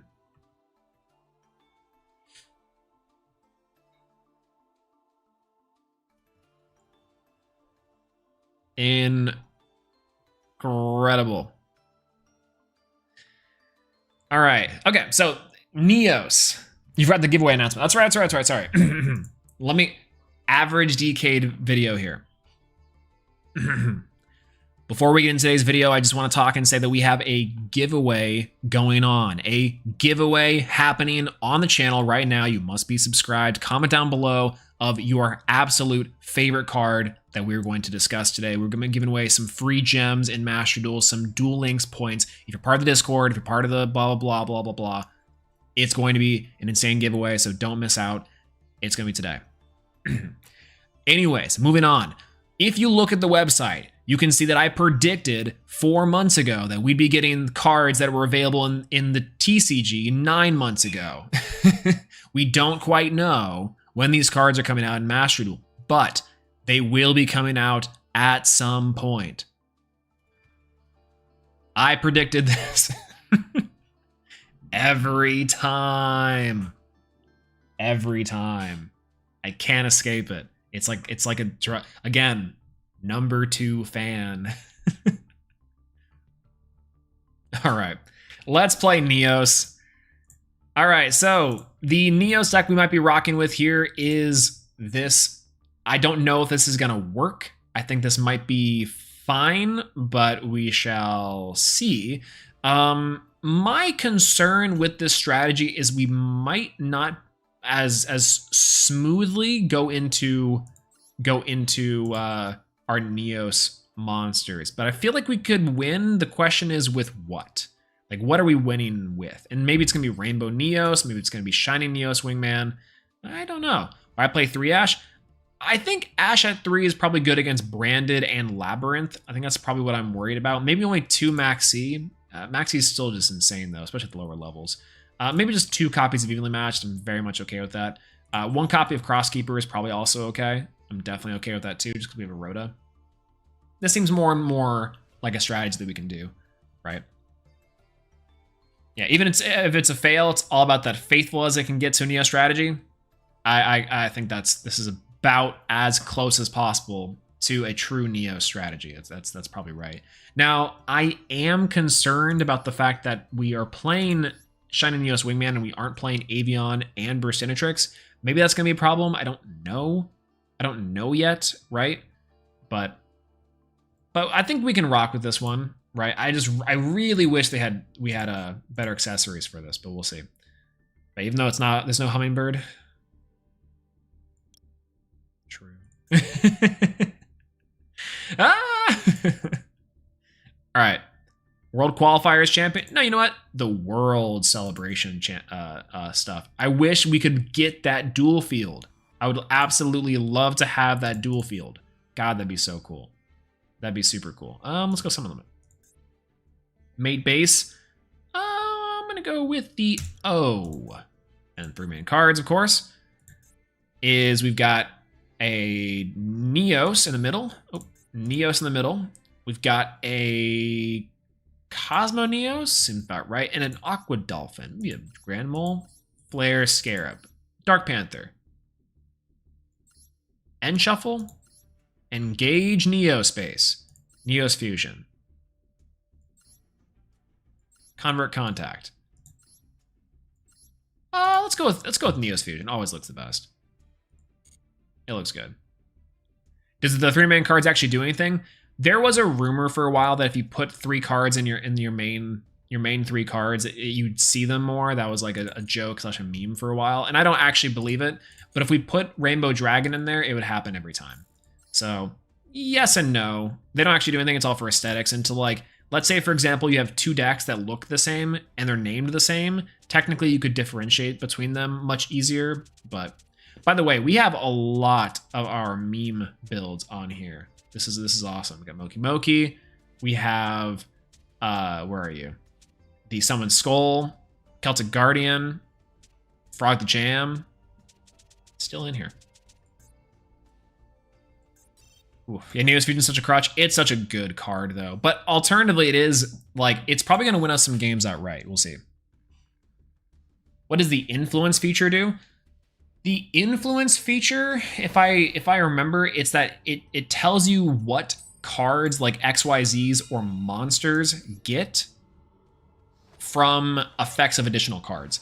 Like I'm pretty sure if it's a, let's say for example, like a Math Mech card, Diameter, I think it is, Diameter that gives, what is this hand, by the way? You're right, you guys are right.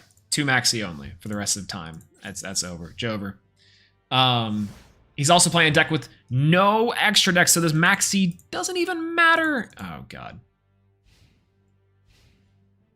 That's fine. But I'm pretty sure it just shows you, like, what... it just shows you certain effects that cards give to other effects, I think.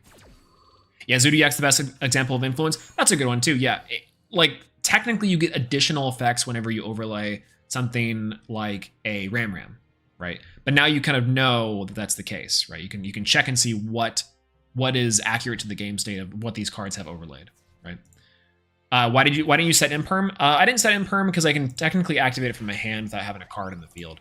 So I found oftentimes I used to set Impermanence because it might be better, but then other times I'd have people like snipe it out with something like a Cosmic Cyclone or a Harpy's Feather Duster. So I'd rather forego the column negation for something like just a regular negation. Also, by the way, best draw in our entire deck. Let's go for Feather Duster. Inshallah, no judgment. Magic Jammer. He's actually gaming. Holy God. Okay. So hopefully this Neospace Connector does go off. If not, we are going to be in a bind. Let's go ahead and activate the Neospace Connector. We are clear for takeoff. We are going to be activating Neospace Connector. Special summoning out, I think, Predaplant Verts Anaconda. I'm going to activate Aqua Dolphin. I'm going to discard Maxi. Takes a peek, sees of the hands. Nice. All right. We shall see. We shall see what we get. I'm saying, actually, 2008, it's crazy. How could he do this? And how am I about to do this to him? Pay 2K, send Neos Fusion, summon out. I really probably could summon Brave Neos, but for a fear that one of those cards is, and probably is, a Mirror Force of some type, I'm going to play this super safe and go for Rainbow Neos. We're going to send a spell trap to my graveyard, the card we just set, and then shuffle back the rest. Thank God. Battle phase. One of those was a Mirror Force.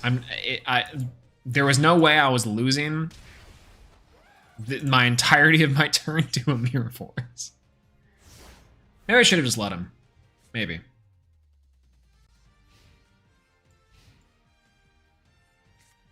Set card and pass. Okay, cool. We got to see the deck. I'm down to see the deck. I'm down to look at this one. Feel a little bad. Hero lives. Very nice. All right, well, activate the effect and send the Verte Anaconda. Shuffle back the face down monster, and then just swing face with Rainbow Neos. Huge. Oh, I like the idea though. I was a little bit scared that was gonna be something like Chaos Max, which maybe he is playing Chaos Max. Let's see it. All right, match history. Wins, by the way. Confirm deck.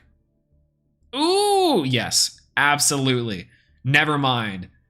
I should have let him win. Legendary Flame Lord. Blackluster Soldier. Monster Reincarnation. Royal Mirror Force. I should have let him activate it. Just for the content, just for the clips. Look at this. Clown Zombie. Pharaoh's Servant. That's a cool looking card. Pharaonic Protector. This is actually true Yu-Gi-Oh! What in the world? Do these cards even work?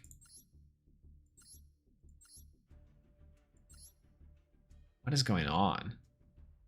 The Wing Weaver? Actually, Wield Normal Monsters, Wing Weaver might actually be in the next one. Would be great. Exodia? I'm saying. Maybe we should just play Exodia. You know, next time, I'm down to just play Exodia.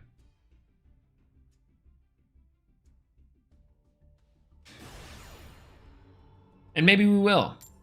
I got locals tomorrow, but we'll play Exodia. The one deck I haven't played. Is this the Simo's deck for the Masca series? Ooh! Okay. That brings up a good point. How would you guys feel about me doing a Masochist series? I think that'd be so fun. I think that'd be hilarious. Even if it's not for actual videos, but just for stream, like something to do on stream for a little while, I think that sounds like a great time. That sounds like an amazing time. Now, I love how, by the way, the Masochist videos for Simo's channel, it's like, what is a deck? A deck is a collection of cards, 40, if you must, or something like that. You know, it's like, what is destiny? What is life? The absolute interconnectivity of the brain is a mystery to 40 million people. In this series, what's a Masochist series? We getting kinky? I mean, some would say. No, for the Masochist series, the Masochist ban list series, what it is that we start off with, I think, 5 packs, and every win we get to open an additional master pack. And then if I saw someone actually make a good point that if we lose, or if we end up losing, or end up winning, then off the gate, then we can actually like open a legacy pack. Thought it was pretty good, but that's the idea. You try to win and build your deck from a nothing strategy onward. That was pretty cool. If you want 5% off any singles of sealed product, click the link in the description down below, or use this code SEMO5 at checkout. And when you shop with tcgplayer.com, okay, so here's actually really funny. We can go into, I think, the combo, right? We can go for Stratos. Stratos effect, add a hero card from my deck to my hand. Add a Prisma. Prisma seems pretty good. Go for Prisma. Ooh, God. Well, I can actually search, I think. Oh, I can't search Aqua Dolphin. It's gonna be kind of an issue. Because I can search Neos with one of them, right? But I'm locked into special summoning after that point, and I also can't go into Infernal Devicer after this. So I can go into Prisma. I can go Prisma into what exactly? I can go Prisma into. Okay, what can you summon with this guy? Nothing. If you give up on watching Prog Soul and you get back into it, it's getting good again. I do need to get back into it. Cosmo Neos, I can probably do Nebula Neos, but I can't do Cosmo Neos. The setup just doesn't work with this way. So instead, I think I have to do Infernal Devicer. Search for my guy, specifically for Grand Mole.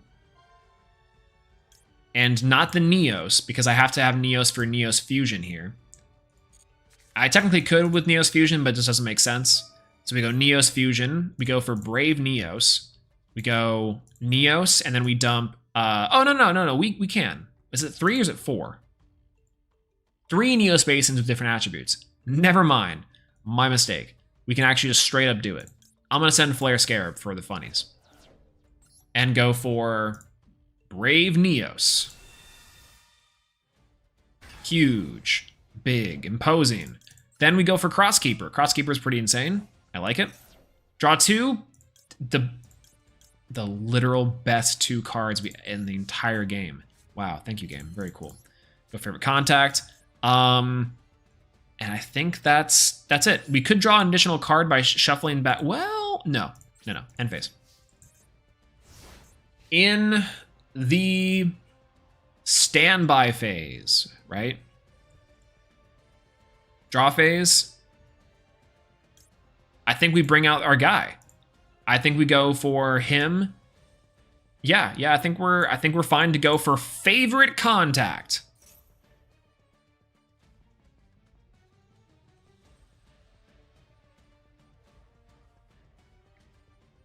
Waiting. Call by the Grave? A Call by the Grave screws us over here. No, Call by the Grave's great, because we can still shuffle back. What am I saying? And we have a Maxi, just in case. Interesting.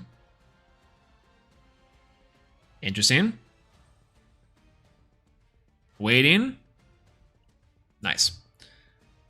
We summon with Neos, Flare Scarab, Dark Panther, and Grand Mole. We still go like minus 11 here. For the one, the only, Cosmo Neos. Still no summoning animation. God, I wish it did. Activate the effect to lock our opponent out of playing the game. Didn't even need that Maxi after all. Incredible. So sad we want to get to see higher ranks tonight and see you mauled. Yeah, right now we're big chilling in gold. I mean, once we get up to higher platinum, that's when it starts to actually get to being a problem. But yeah, I've done 4 multis on first heroes and received 0 rainbow packs out of 40. That's actually tragic. Holy. That's ridiculous. That is so unlucky. Wow. That is rough. Oh my god. No, it feels horrible. Yeah, it should. Konami should give you a refund at that point. Amazing. So, what does Cosmo Neos do? Cosmo Neos says your opponent cannot activate, for the rest of this turn, your opponent cannot activate cards they control or card effects. In response, sorry, let me read this. If this card is special summoned from the action deck, you can activate this effect for the rest of this turn. Your opponent cannot activate cards. Also, your opponent cannot, blah, blah, blah, blah, blah. For the rest of the turn, your opponent cannot activate cards. Also, cards in your opponent controls cannot activate their effects. It's just as a thought. It's just an incredibly powerful little monster that is super good. Can we OTK here? I think we can.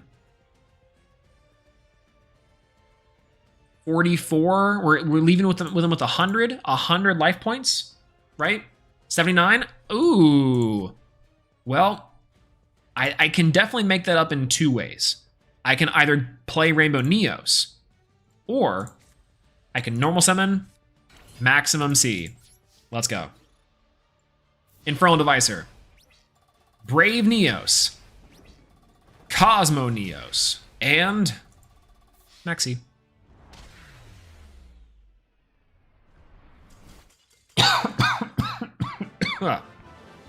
Excuse me. And that's game. Woo.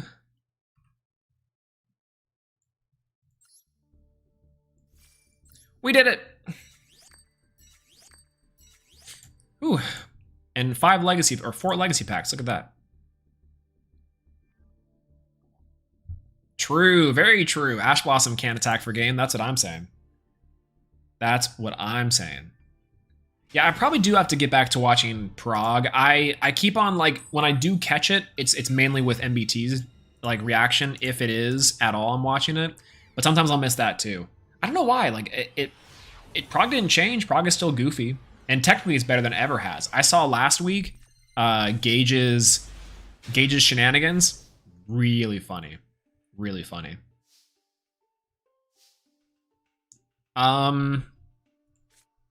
What do I send with Foolish Burial, by the way? Nothing, right? I think I just set call by and pass. Yeah, I think that's about what we have to do. Maxi, Ash, I think we're fine. Plus the call by for their Ash, just in case. Seems pretty good. So we'll see. What'd you think of the last festival? It was horrible. I thought it was the absolute worst festival in Master Duel history. I thought it was the worst festival ever. I understand what they were doing because it was like Fiend versus it was like Fiend versus Fairy, and that's all fine and dandy. It really is.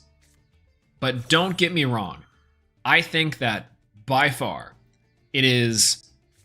Ooh, Ash Blossom here. I think I want to call by the Ray then, right? No. I want to call by the Ash. I have my own Ash in here, which sucks, but like, I feel like I just want this draw. It keeps them off so much stuff here, and they clearly have a quick effect. They could go into more things if they wanted to. But anyways, it was horrendous. The Fairy Fiend thing was cool. They're trying to promote the Dark World pack, but also the Labyrinth stuff, which is great. But unrestricted Labyrinth was not that fun. It was very, very boring. And I just do not understand. I do not understand what their thought process was there, being like, yeah, we're gonna make literally no other deck viable besides like maybe one, right? Labyrinth was just way too strong for that event. I played Valkyries because I just wanted a meme thing, and it was the longest 4 days of my life, I think. I think we just end at this. They're unfazed in the hand. They draw an engage.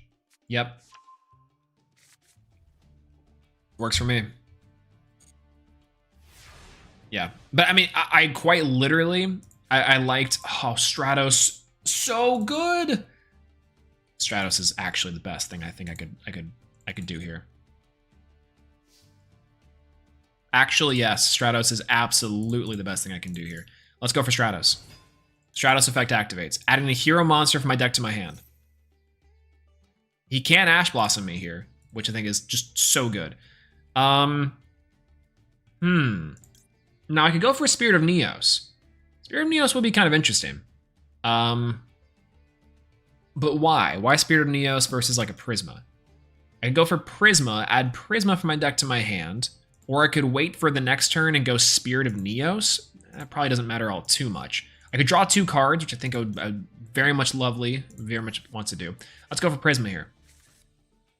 Prisma on the swing. Let's go for Foolish Burial. Foolish Burial, I'm going to go ahead and send the Cross Keeper. Cross Keeper, fine. We're going to go for Polymerization here. Maxi.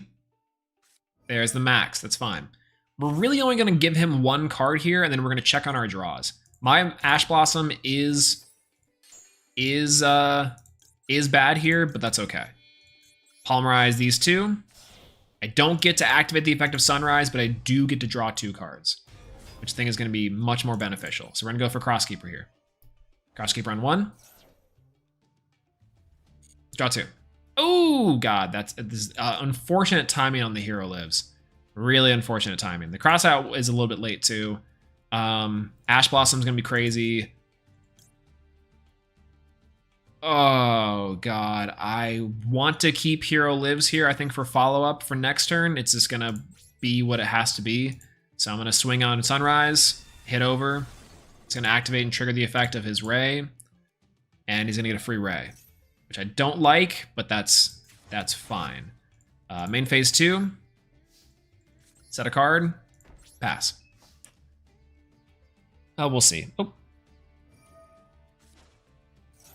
Yeah, I just played Shine Ball Floodgate with Grand Modular Fan. I tried playing the Floodgate, right? I tried playing the Floodgate cards for a while. Like they left in a fairy monster that says you cannot summon dark or light monsters, but then it only worked out once, which I thought was hilarious. Don't you always call by the Ray? Yeah, I think I was just kind of worried about what our draw was going to be on the next one. And to be fair, I think our next draw was going to be, maybe it was Stratos, I don't know. But yeah, definitely the Ray probably was the better option here, just that way I keep them off that. But if they already have an Engage, or if they have a okay. I did know the Raigeki was great for the Hero Lives. I'm glad I kept that. It's awesome. Good stuff.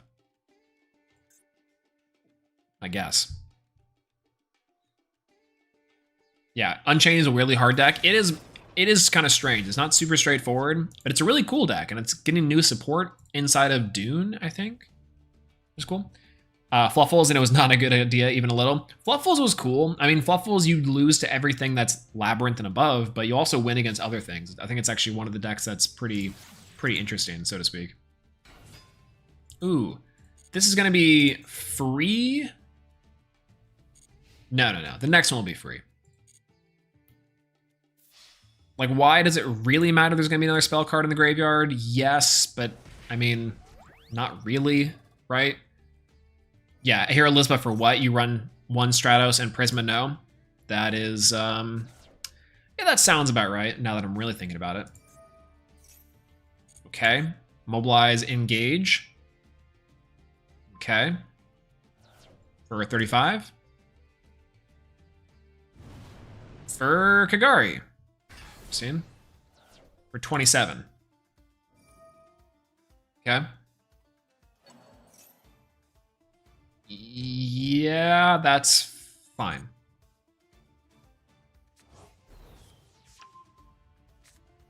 Mm-hmm.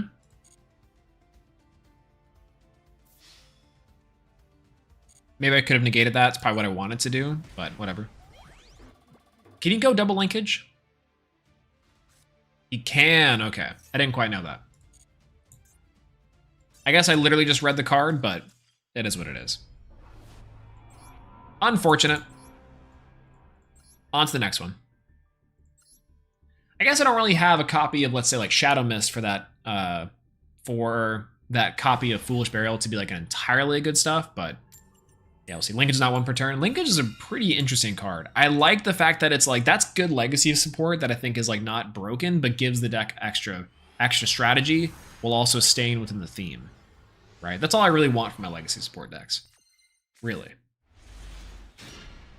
Oh my god, what I say about drawing Rainbow Dragon. Oh my god. Okay. Well, we're gonna have to go with a instant contact here. Instant contact, we're gonna have to bring out the one and the only. We're gonna get an animation out of this, I swear. Flame Wingman. On board. Then we're gonna go with N Shuffle. N Shuffle, we're going to send back the Flame Wingman. Easy peasy. God, for what? I mean, we could summon out Spirit of Neos, and then Spirit of Neos for Neos Fusion, more than likely. That seems like it wouldn't be too bad. We get to draw 2 off that. It's pretty good. Otherwise, go Stratos into Prisma normal summon. Go for 2, search Neos and a guy.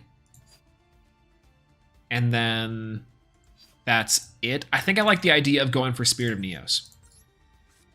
Yeah. I like the idea of going for Spirit of Neos. Spirit of Neos activating its effects.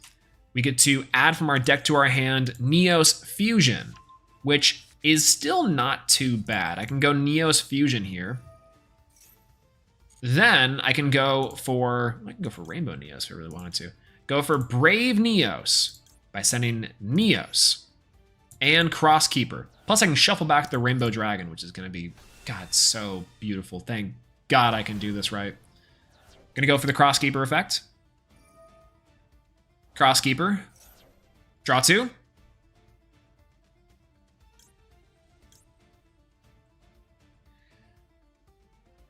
Okay, whatever. It's the same card. I guess we will shuffle back Rainbow Dragon because we just do not need it. And I can't special summon for the rest of the turn, so I might as well just go for an end shuffle again. End shuffle to draw an extra card after shuffling back our Neos. Hopefully it's not Neos that we draw. Okay, thank God it's Convert Contact. It's pretty good. All right, end phase. Stellar first turn board.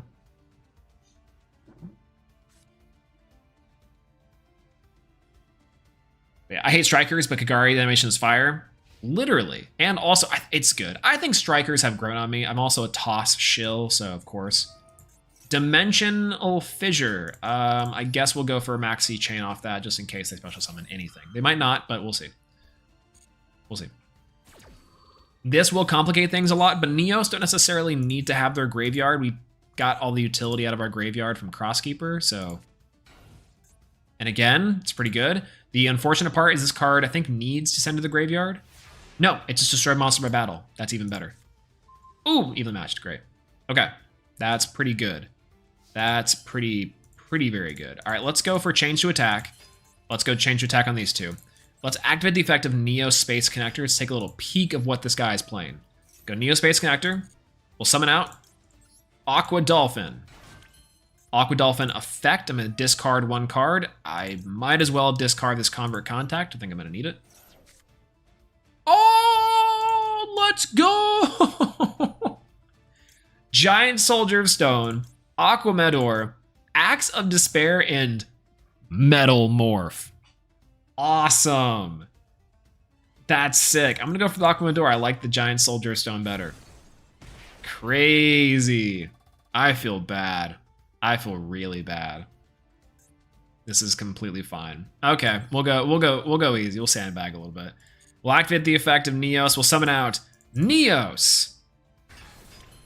The one thing I can pray is that with the new update, we get the actual summoning animation for Neos. Is that too much to ask?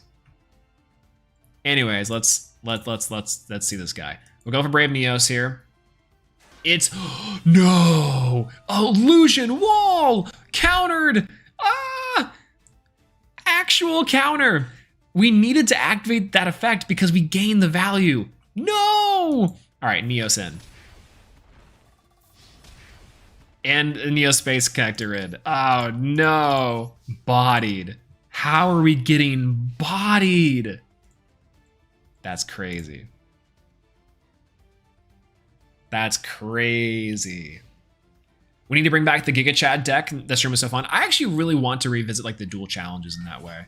Right? I think that to me sounds like it'd be an amazing time. All right, 2,300, not quite enough to beat my Neos, but I'm pretty sure I can do this with my Neos. What was Metal Morph again? I think Metal Morph like allows me to allows him to boost the attack even more. I think, right? The other card would be whatever he drew, so we'll see. End Shuffle. End Shuffle, I think, actually is over. Yeah, End Shuffle is Jover, but it's Jover and for different reasons. Okay, we're going to activate the effect of Neospace and Aqua Dolphin. We'll discard our evenly matched. Take a peek, see in the hand. Metal Morph. Targeting the Giant Soldier of Stone. This will allow my monster to gain 300 attack. Well, that's fine. I destroy your man-eater bug with my Aqua Dolphin. Lore accurate duel. Then, I'm gonna activate a new card and shuffle. A what? I can shuffle back Neospacian Aqua Dolphin to summon out from my deck. Is it in defense position? No, it's not. Neospacian. I think this is gonna work. Grand Mole. Boosh. But that's not all. I'm also gonna normal summon my Neospace Connector. Neospace Connector is gonna activate its effect. I'm then gonna summon out Flare Scarab. This card gains attack points equal to the spells and traps you have. But I'm not gonna use it just this yet, because it has to go in defense position. Instead, I'm gonna attack with Grand Mole and activate Grand Mole's effect to bounce your giant soldier of stone and my Grand Mole back to my hand. Then, I think we're gonna just clean it up with Neospace Connector and Neos and end my turn. Let's see how you do against this.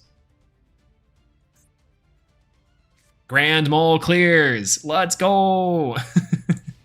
That's right. Ooh. He's gonna have to set a card. Oh.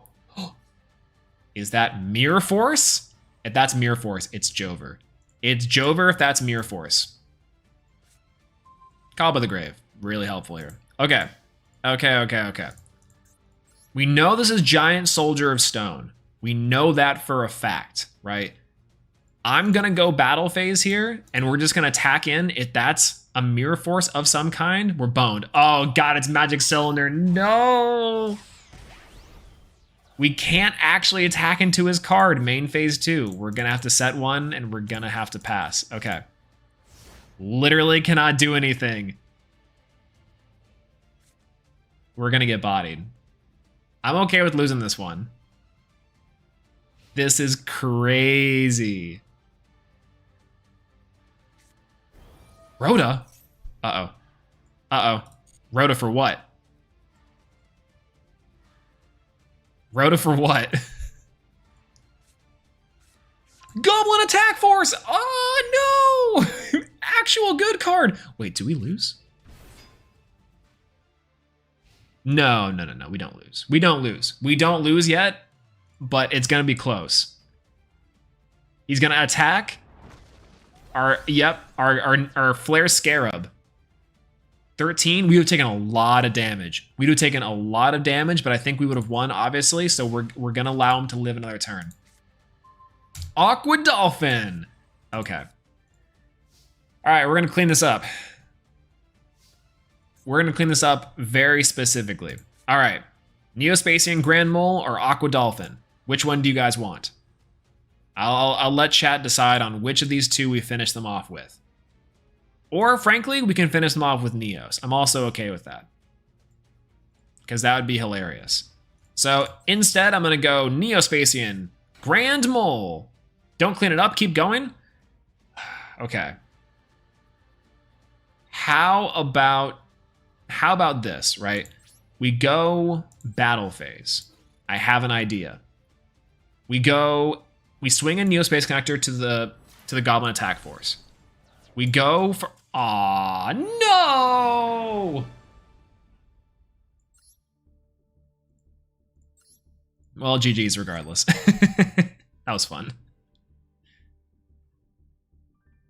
Okay, so my thought process there, I'm not gonna lie to you, was to BM just a little bit and to use Grand Mole to bounce back his card and then burn him with Aqua Dolphin on the following turn if he didn't set it. Or alternatively, he sets an attack mode and then we bounce it back in the battle phase, and then main phase 2 we burn him. All right, his deck. Let's see it. No way!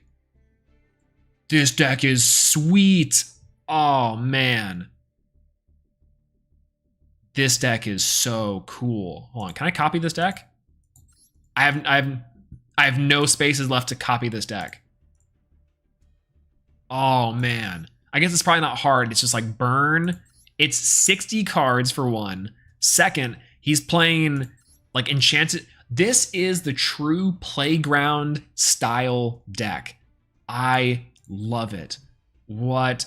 Black Pendant, Aquamador, Vorus Raider, Luster Dragon, White Magical Hat. Incredible. Tremendous Fire. Ukazi.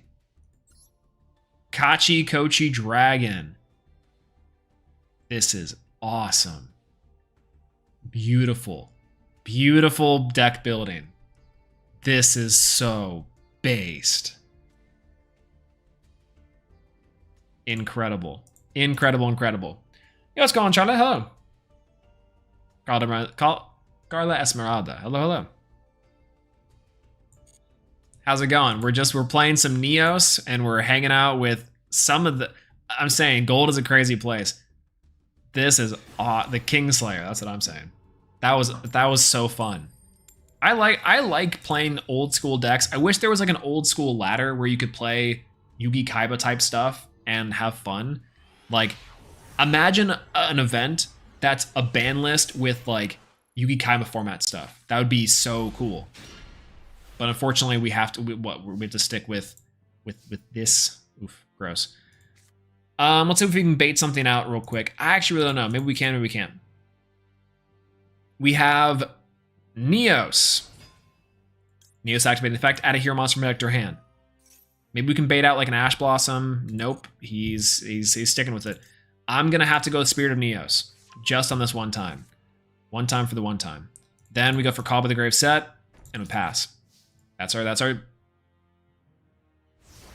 it. Aside from the Legend Anthology, yeah, the Legend Anthology stuff was fine. And again, like we can play modern versions of those decks, but like I'm talking about old school. I'm talking about like you set one, you T-set pass, and that's a solid play. That would be hilarious, but not like necessarily the BS of GOAT where you have some stuff that's just like objectively good. I'm talking like beat stick vanilla stuff. I'm talking about like Jinzo control, like some like almost GOAT, but not quite GOAT for like an event, right? That's what I'm thinking. The Legend Anthology is close, very close, but it's oh god. Oh god, he's playing Numeron. He's playing Numeron. Actually, this is fine. We body Numeron. We actually destroy Numeron with Spirit of Neos. This is fine. Oh, we're fine. Oh god, I should have waited on Call by the Grave for Numeron Network. Oh no. It's okay.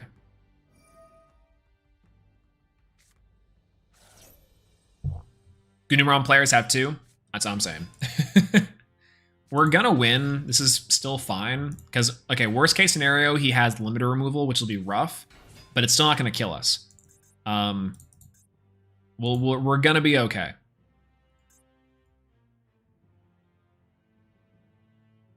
Oh, that's right. Play some Jimjo with some Super Heavy Samurai. It's gonna be so annoying watching Spell Canceller go out. But unironically, some big old Jinzo plays on that's gonna be actually really fun. Yeah, Era Ladder Classic GX 5Ds. That'd be a lot of fun. Are you doing only ranked today? I am only doing ranked today so far. I might do some more things and do some more challenges later, but we'll see. Yeah, I love them in my God cards. I legit beat Bestial Blackwings with Memories of Hope, Pot Desires, and Magical Mallet.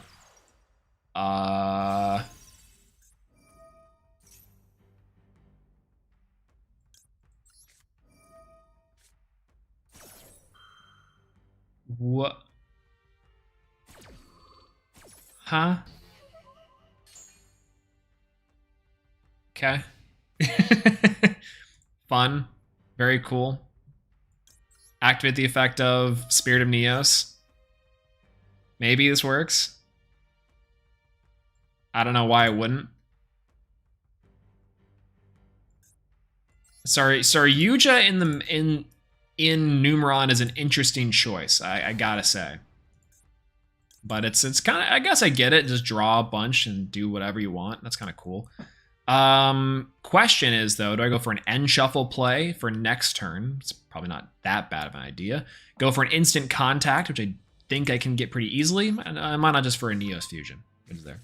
I've lost a raw OTK, but it was in shambles for days. I think a raw OTK deck would actually be a lot of fun. You probably should do raw OTK at some point. In the challenges, we gotta do all the god cards, of course. Yeah, Aza, Exo Sister is consistent in rank. It's pretty good in ranked. Right now, especially against Tier Limit, you can main D-Shifter and stuff, so I think it's pretty solid. I think that's a very valid option. Ooh. Engage Neospace. Actually works. Activate Engage Neospace. Discard Grand Mole. Send to the graveyard. Ooh, we can send to the graveyard Neos. I'm going to send to the graveyard Prisma. Add a Poly from a deck to our hand. A Max C. That's fine. I mean, we have no reason to say that's not fine, but that's fine. We can special summon from our deck. We can special summon Spirit of Neos and get an extra draw. Add Poly. I think we're just gonna end up winning this, which is fine, but you know, whatever. Activate the effect of Spear of Neos. Adding from our deck to our hand, a copy of Instant Contact. Doesn't seem too bad. Let's go for Miracle Contact, though. That seems like it would be pretty good for a next turn kind of thing. Then I'll go ahead and go for a Foolish Burial. I'll just say it. Foolish Burial seems pretty decent here. We'll send to the graveyard a Cross Keeper. Now, unfortunately, this Neos fusion doesn't actually get us into anything but this Rainbow Neos, which is probably fine. It's not an Elemental Hero fusion card, but we'll save up some setup for next turn.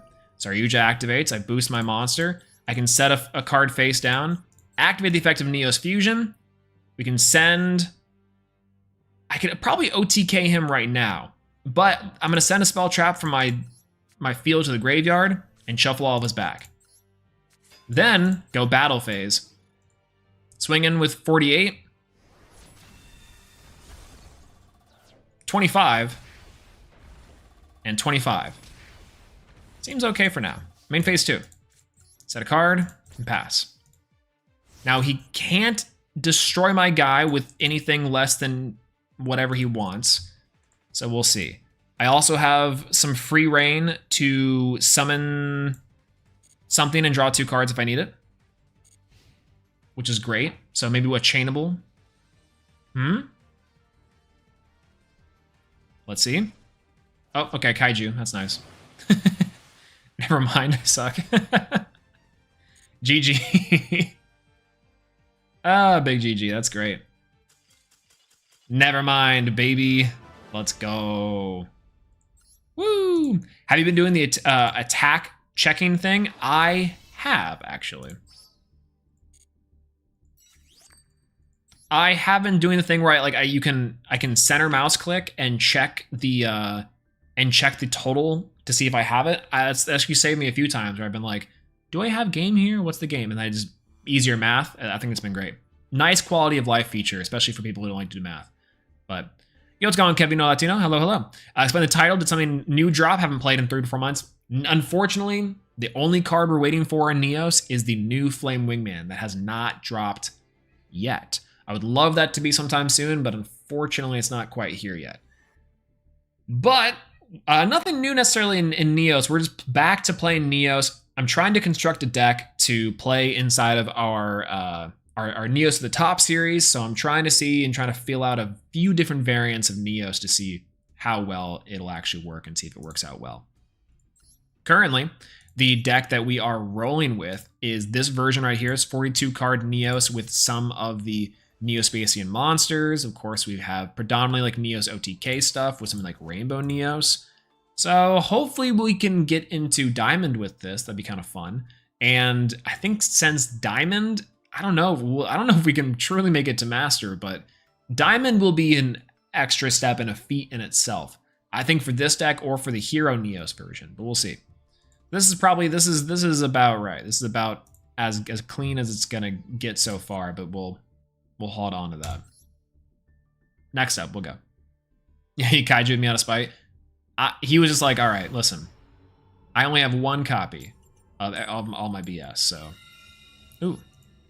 I don't see a lot of people using the Gamma sprite. The Gamma Buddy, I guess is what it's called. Gamma Mate. That one's kind of cool. I forgot I also have this. Cool addition, though. Very cool addition. Oh, okay. Well, I guess we just go for Neos Fusion. We draw 2. Neos Fusion. We go for Brave Neos. Go for Neos. Go for Crosskeeper. Send 2 cards.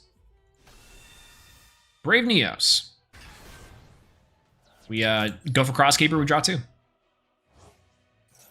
Hopefully this is a good draw 2. It's a decent draw 2.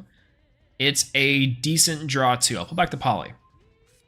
Now we do have a lot of things we can do here.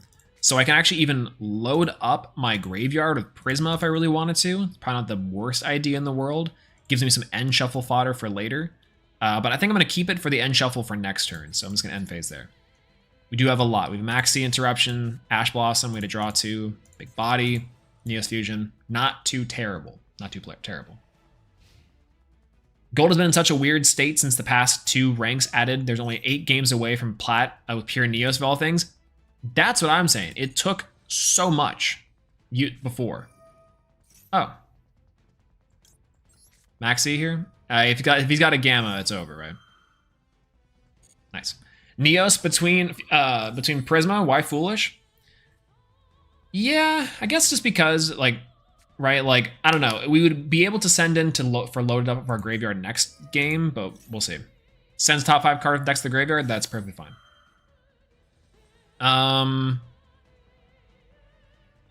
Do I want him to gain advantage off of this? That's okay. We still kind of want to be able to do stuff, but that's fine.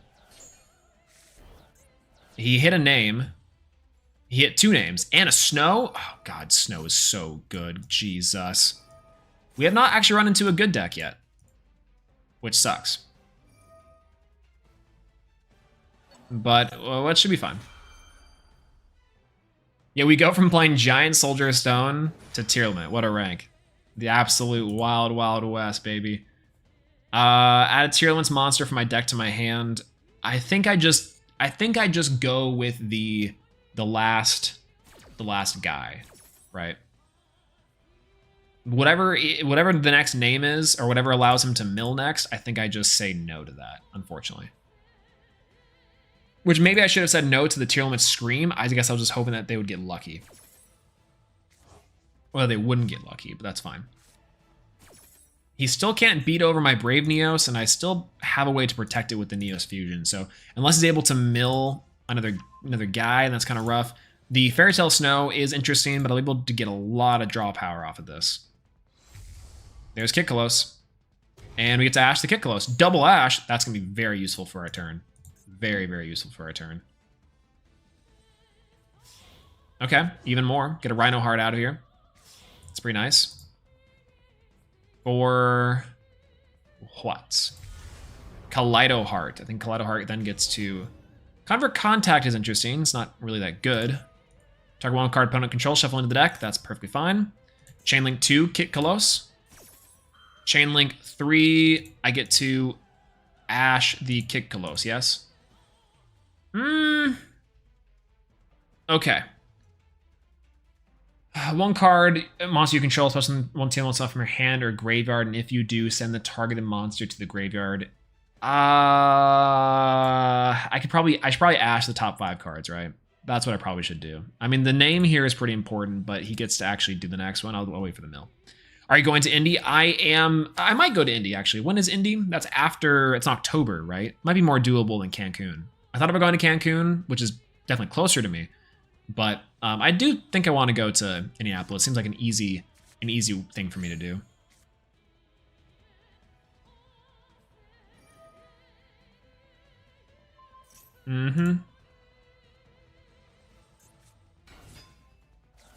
Draw a card. If this card is sent to the field of the graveyard, and we can chain the Rhino Heart. That's fine. I feel like we can just Ash here? Not this one. We'd have to be ashing the Rhino Heart. Which sucks. Chances are he's going to hit another name. I'll just ash here. Who cares?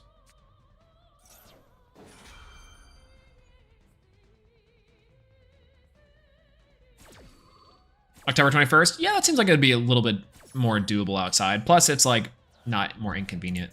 Imperial Iron Wall. That's insane. Okay, so let's go for a rank 4 here too with Tierleman's Rhino Heart. Double Rhino Heart. Kind of fun. Now, we do get a lot. We don't die here. We'll take a lot of damage, but we're not going to die. Call by the Grave. Call by the Grave is going to be very useful for our turn. Again, we have a lot of things on our turn that are going to be great. Cross Out, Call by, Ash Blossom. Neospace Connector should be able to get us there. We can maybe truly shuffle back things if we need to. Shuffle back the entirety of the deck. Which should be there. Some tier really go out to avoid Bestials. Actually, Bestials might not be a bad inclusion inside the deck, truth be told. Oh, there's Keldo. Ooh, Keldo's rough, but not that bad. I think actually we do lose with Snow. Snow actually is the loss here, right? Yes, I think it is. I think we lose with Snow. Yep. 1200, 800 more damage, activate the effect of Snow, banish 7. Snow is unlimited in Master Duel for some reason. Goodbye.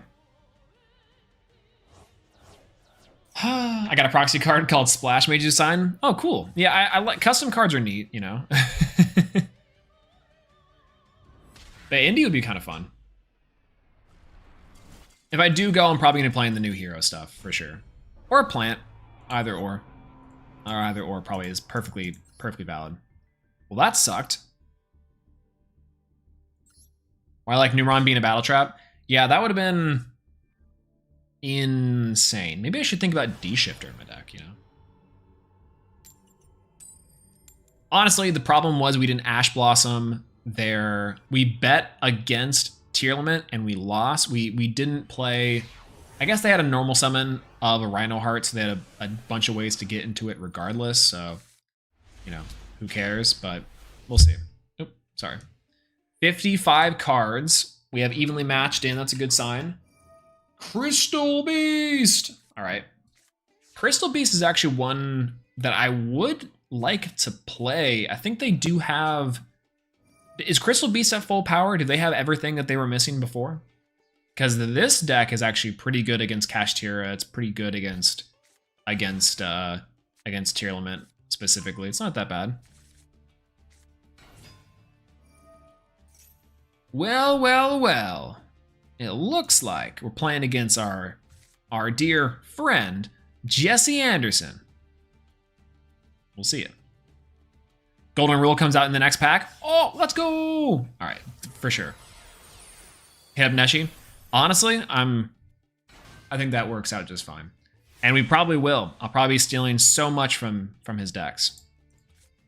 Hero Lives. Pretty good. Okay, so we're gonna make him make a decision here. Gonna go for battle phase. I'm just gonna take the 2-for-1 trade on evenly matched. I don't think this is necessarily optimal. Maybe we could have baited some stuff out, but he's gonna keep Baguska, right?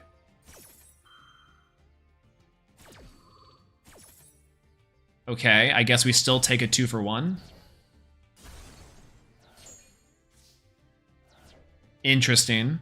Now what? Now what do we do? We can't activate effects because they're just negated. So we have to either set up a body with something like something. I'm gonna go for a Hero Lives. Summon out Stratos. It's negated. Let's see if he does anything. Okay, no Ash Blossom, we know that for sure. Instant Contact. We drew Polymerization, so our Engaged Neospace is off, which sucks. We could just search 2 and have fun. You You know what doesn't lose to Baguska? Dragon Link. That's what I'm saying. Actually true.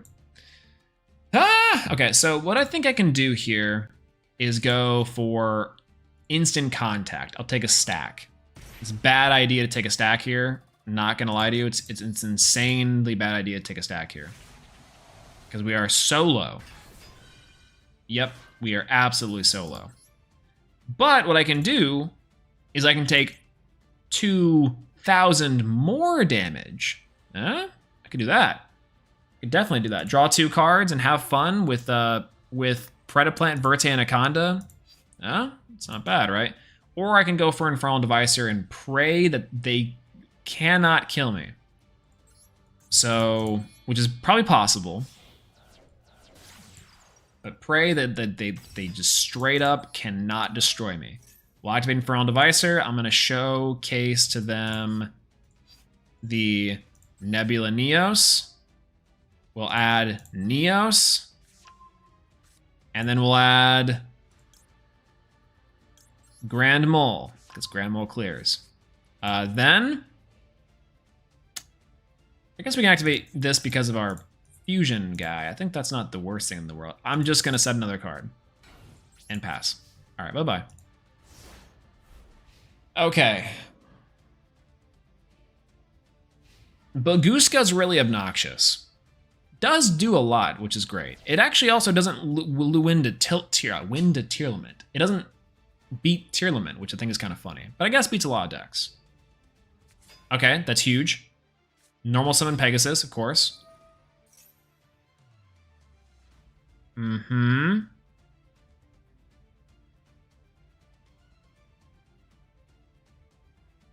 Okay.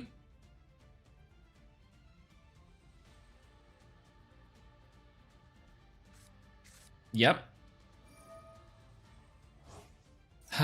Apparently there has been some people uploading videos climbing ranked with evil heroes. Ooh, that's sick.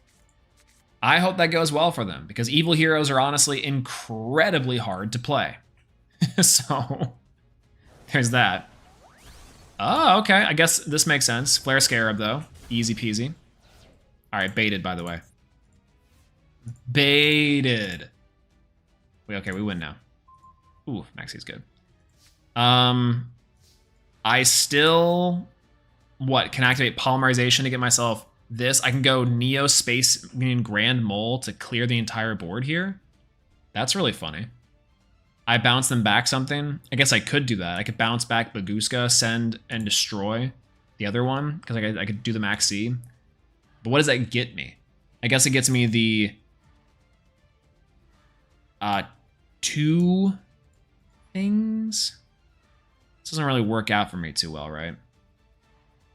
I guess I got to keep the Max C, and I think I got to go for the Neospatian Grand Mole. That's what I was thinking, right? We go for Max C as a thing for Brave Neos. So we can clear the board by sending back the Baguska, and then we can destroy the Crystal Beast Sapphire Pegasus with this Brave Neos. Then we go Brave Neos to get Neos Fusion, or to get like an end shuffle, right? And then end shuffle, bring out a guy, shuffle everything back, draw a card, right? That's like the best thing we can do, is we go for an end shuffle here, and then we can get some stuff going. Actually, that's not the worst idea. I'm gonna normal summon Grand Mole, if this game will let me. Then I will activate Polymerization. Polymerization. I'm gonna fuse together Maxi and Neos for Brave Neos. He's huge. On the board. Battle phase. I'm gonna go Grand Mole in.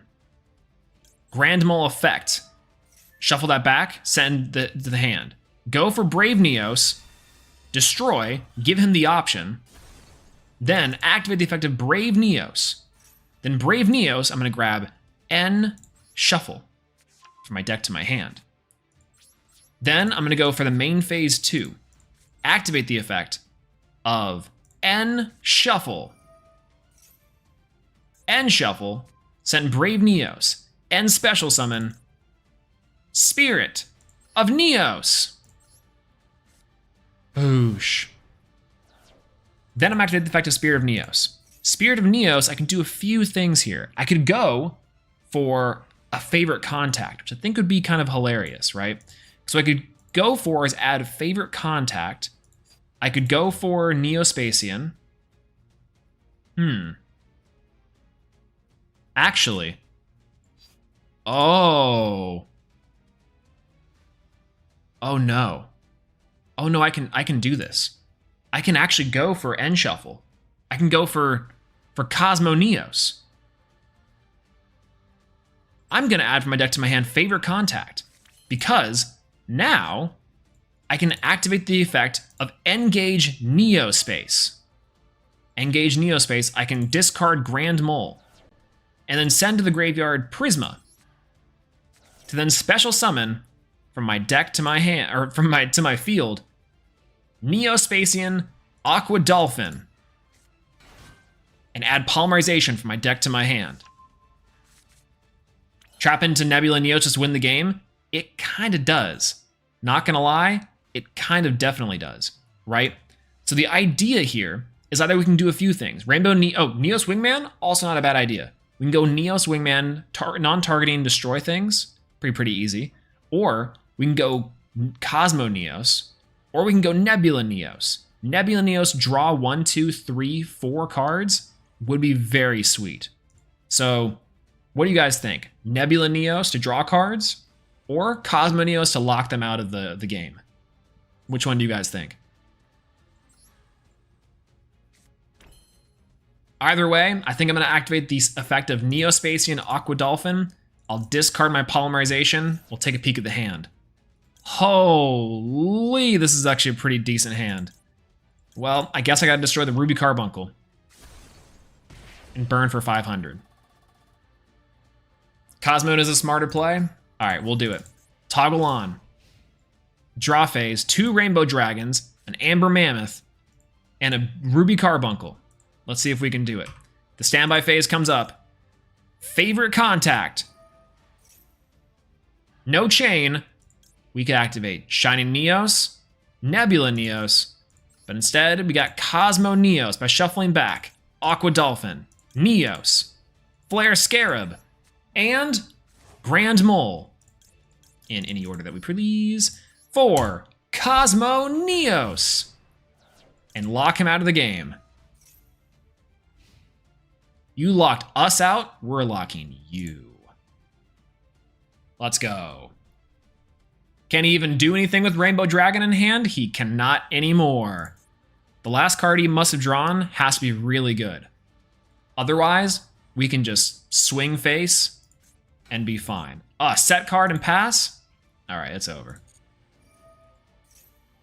All right, please let me get a good card here. Neos Fusion is the most insane draw. Okay. Crazy. We're in there. We'll activate the effect of Neos Fusion. Neos Fusion. I think I'm going to hit Jesse with a taste of his own medicine. And summon the one, the only, Rainbow Neos. Rainbow Neos? How? I don't have to explain it, because that's game.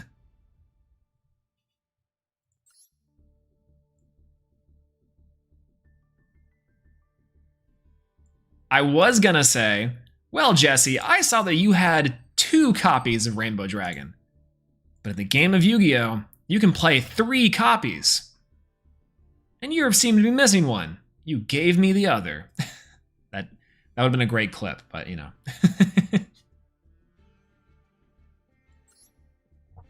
All right, moving on. Jesse had enough. I'm saying. Cosmo Neos and the Rainbow Neos. We actually got super lucky. That was probably no other card. Maybe Neospace Neospace Connector would have done it. Or maybe that's not true. There was a few cards that probably could have done it, but that was definitely the best one by far. Ooh, this hand is is actually crazy. All right, let's go for a Hero Lives here. Not on that. All right, we got Stratos. Stratos on the board. Stratos effect activate. We can add a hero monster from our deck to our hand. Now, I'm tempted here to actually add... I guess we can go for Prisma. Prisma's not too bad. Literal golden egg witch moment? That's what I'm saying. True. Maybe for like a special thing, we have to make a golden egg witch at some point. We'll have to add to our hand Prisma. Prisma seems like it'd be the best course of action here. The weird thing with this is that we'd have to polymerize for a draw 2 to see what we can get, I think is probably what we're going to have to do. Let's go for Foolish Burial. Foolish Burial will dump the Crosskeeper. I'm gonna go for polymerization here. We'll just chance and see what we can grab.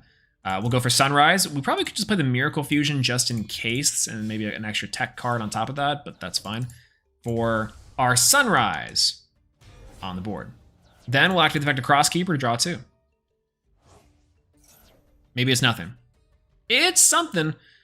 Our Spirit of Neos is very strong and really nice. Especially for the next turn. Call of the Grave is just more interruption, but especially if you have an Ash Blossom, maybe. He doesn't have an Ash Blossom. He would have used it by now. So we'll go for a Neo Space Connector here. Space Connector effect. We'll go ahead and summon out Aqua Dolphin.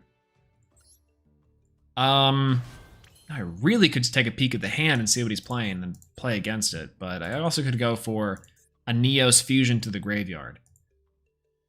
Got a lot of options here. I think we go for Aqua Dolphin. We'll discard the Spirit of Neos and we'll see what we're rocking with. It's 6 Samurai. Incredible. We're gonna destroy the guy. That's pretty funny. This Maxi is about to go crazy. I'm gonna save the Neos for next turn. I could probably just shotgun Maxi and then win the game instantly.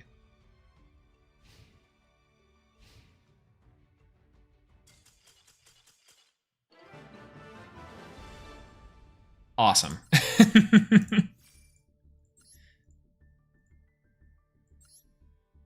Incredible. He's going to FTKU? That's what I'm saying. Actually, yeah, he probably could have made me draw out my cards. That's fair. That's a good point. House of Champs, where are you at? I did have an idea at one point in time, back when I was on my more content idea grind, as I would say, where I was like gonna challenge people to their favorite formats in Master Duel, or alternatively try something. Okay, well this hand's not very good, but that's kind of fine. Got Maxi and a Imperm, 2 interruptions. My opponents can't see coming. Or alternatively, try to take their most iconic decks and try to win a Master Duel. Very similar to how we did the SEMO challenge, where we took the SEMO deck profile and try to see if we could win. Same thing. We were going to try to do. We're going to try to do something else where we take like John's winning SJC list and we try to win a Master Duel with it. Okay, Spirit of Neo, or Honest Neos is not too bad here. You know, it's funny. I actually think that Grand Mole clears. Grand Mole clears here.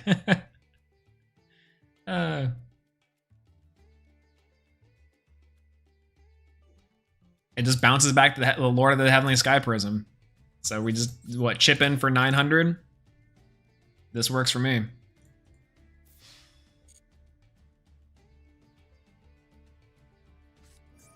Imperial Custom. Continuous traps cannot be destroyed by battle or card effect, except for Imperial Custom. That we're in for some shenanigans, aren't we? Crackdown. Target the Grand Mole and destroy the Grand Mole. Interesting. Or take the Grand Mole, rather. That's funny. That's what I'm saying. I mean, he gets to activate the Lord of the Heavenly Sky Prison. which I'm probably going to max E on. I don't think we're going to be able to max E here. But so I can't destroy this kind of strategy with Imperial Custom is more for a deck like the back in the day when you were playing Spirit board or the Messenger board, right? Is he in the lab or in the garden? Bro, he is in the lab. Definitely not in the garden. The garden is reserved for truly the Rika.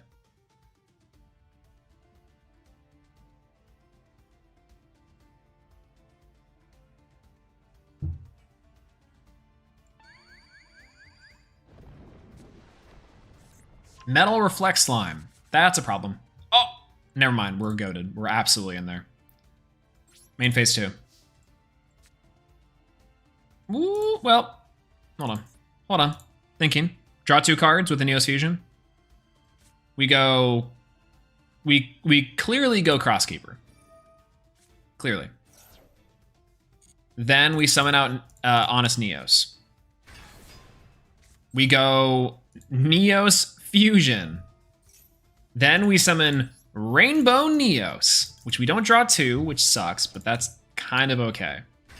Because then we set a card and we go Rainbow Neos effect to send 1 spell trap we control, shuffle all of them back into the graveyard, or to the deck.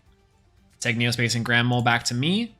I set a card and I end my turn. What an interesting deck. Now we've equalized 4 and 4 apiece. And he can just kind of clear the Grand Mole, though. Right? No, he can clear the Honest Neos. I guess why wouldn't you? Because I can just bounce back with the Grand Mole. Alright, very cool. Or I can just shuffle back. I think that's also a valid point. Prisma! Prisma's actually insane here. We can normal summon the Prisma. I can actually activate the effect of Prisma to do a little more setup. So I can go Prisma effect. I can deck thin just a little bit and go for Dark Panther in the graveyard.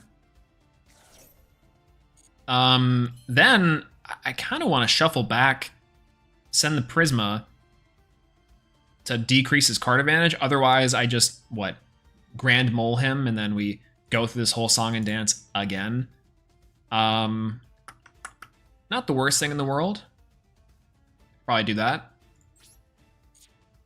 Do I maintain card advantage of the Grand Mole? I think, of course. All right, let's go battle phase.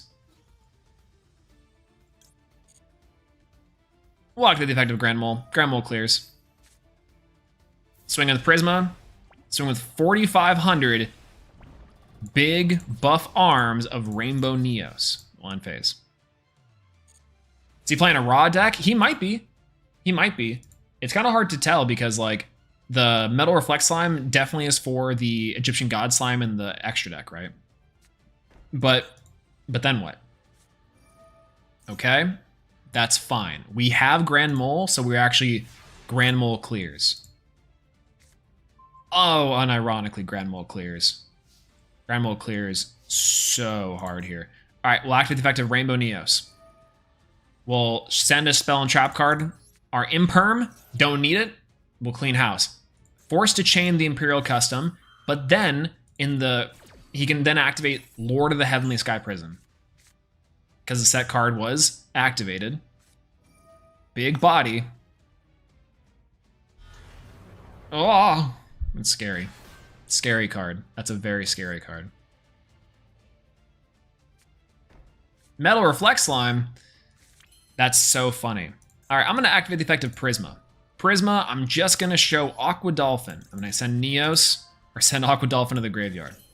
And we'll clean this up. Grand Mole. Clears. Every time. This is truly how we should be playing Yu-Gi-Oh! I don't understand the artwork. It's kind of funny, right? I think the artwork is cool, but oh. No, he was just playing First, E.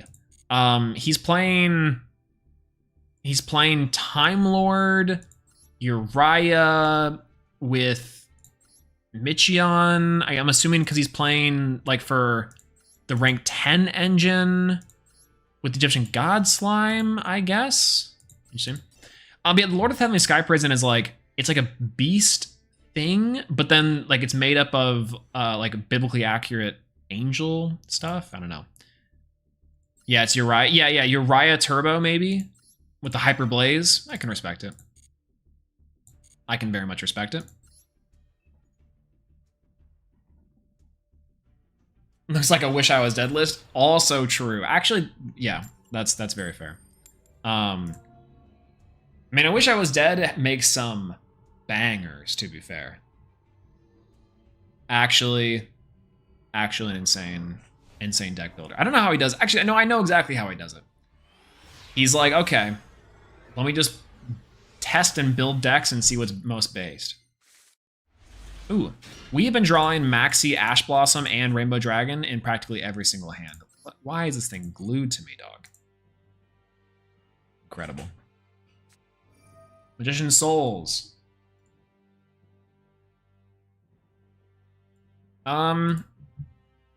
Well, I think I kind of want to maxi this. There's no point in not maxing it. Draws out an Ash Blossom if he has it, but also the Call by the Grave.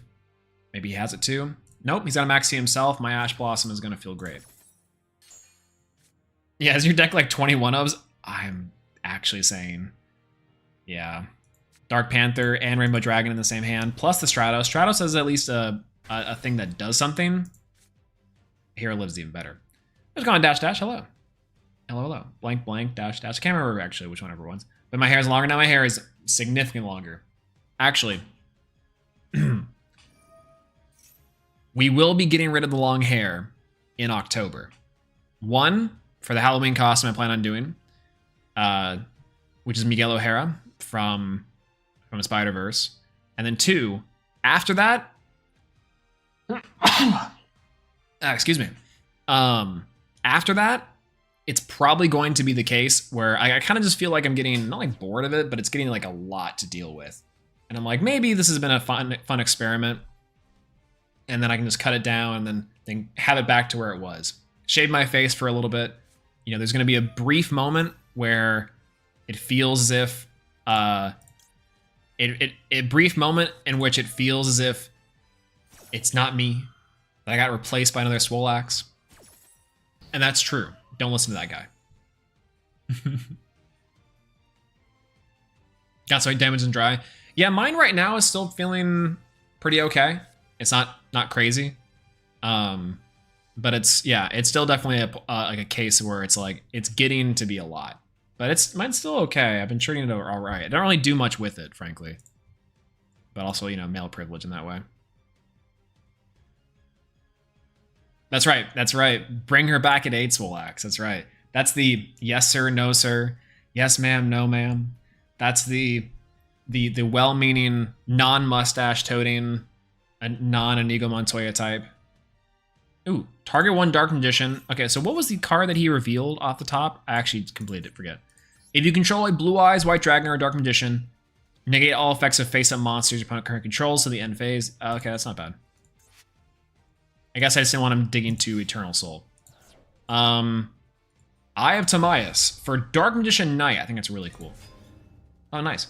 This name becomes Dark Magician. You can proc out target spell traps you control, else they cannot be destroyed. That's kind of obnoxious. Fine though, but obnoxious. Neos Fusion is actually the GOAT. All right. We're going to go with A Hero Lives to summon Prisma.